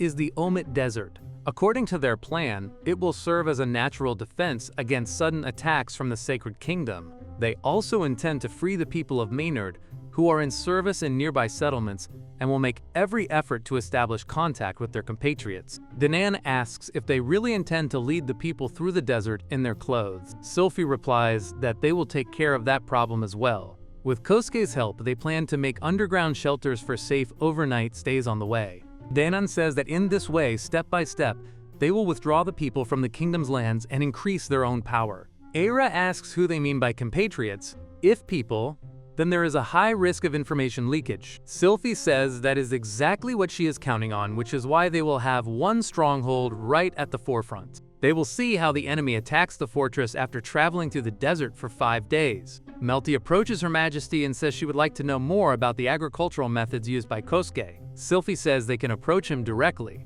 Kosuke is surprised and asks if that is really the case. He wonders if Sylphie has decided to hand over meticulous Melty to him. Suddenly, Sylphie turns away, and Kosuke understands everything. He says he would like to show something first. Melty asks what it is. Kosuke says it is straw bales filled with wheat, the harvest from 1 hectare of land. Melty asks about the harvest, saying they have been gone less than a week. Kosuke says he can harvest crops about 2 or 3 days after planting.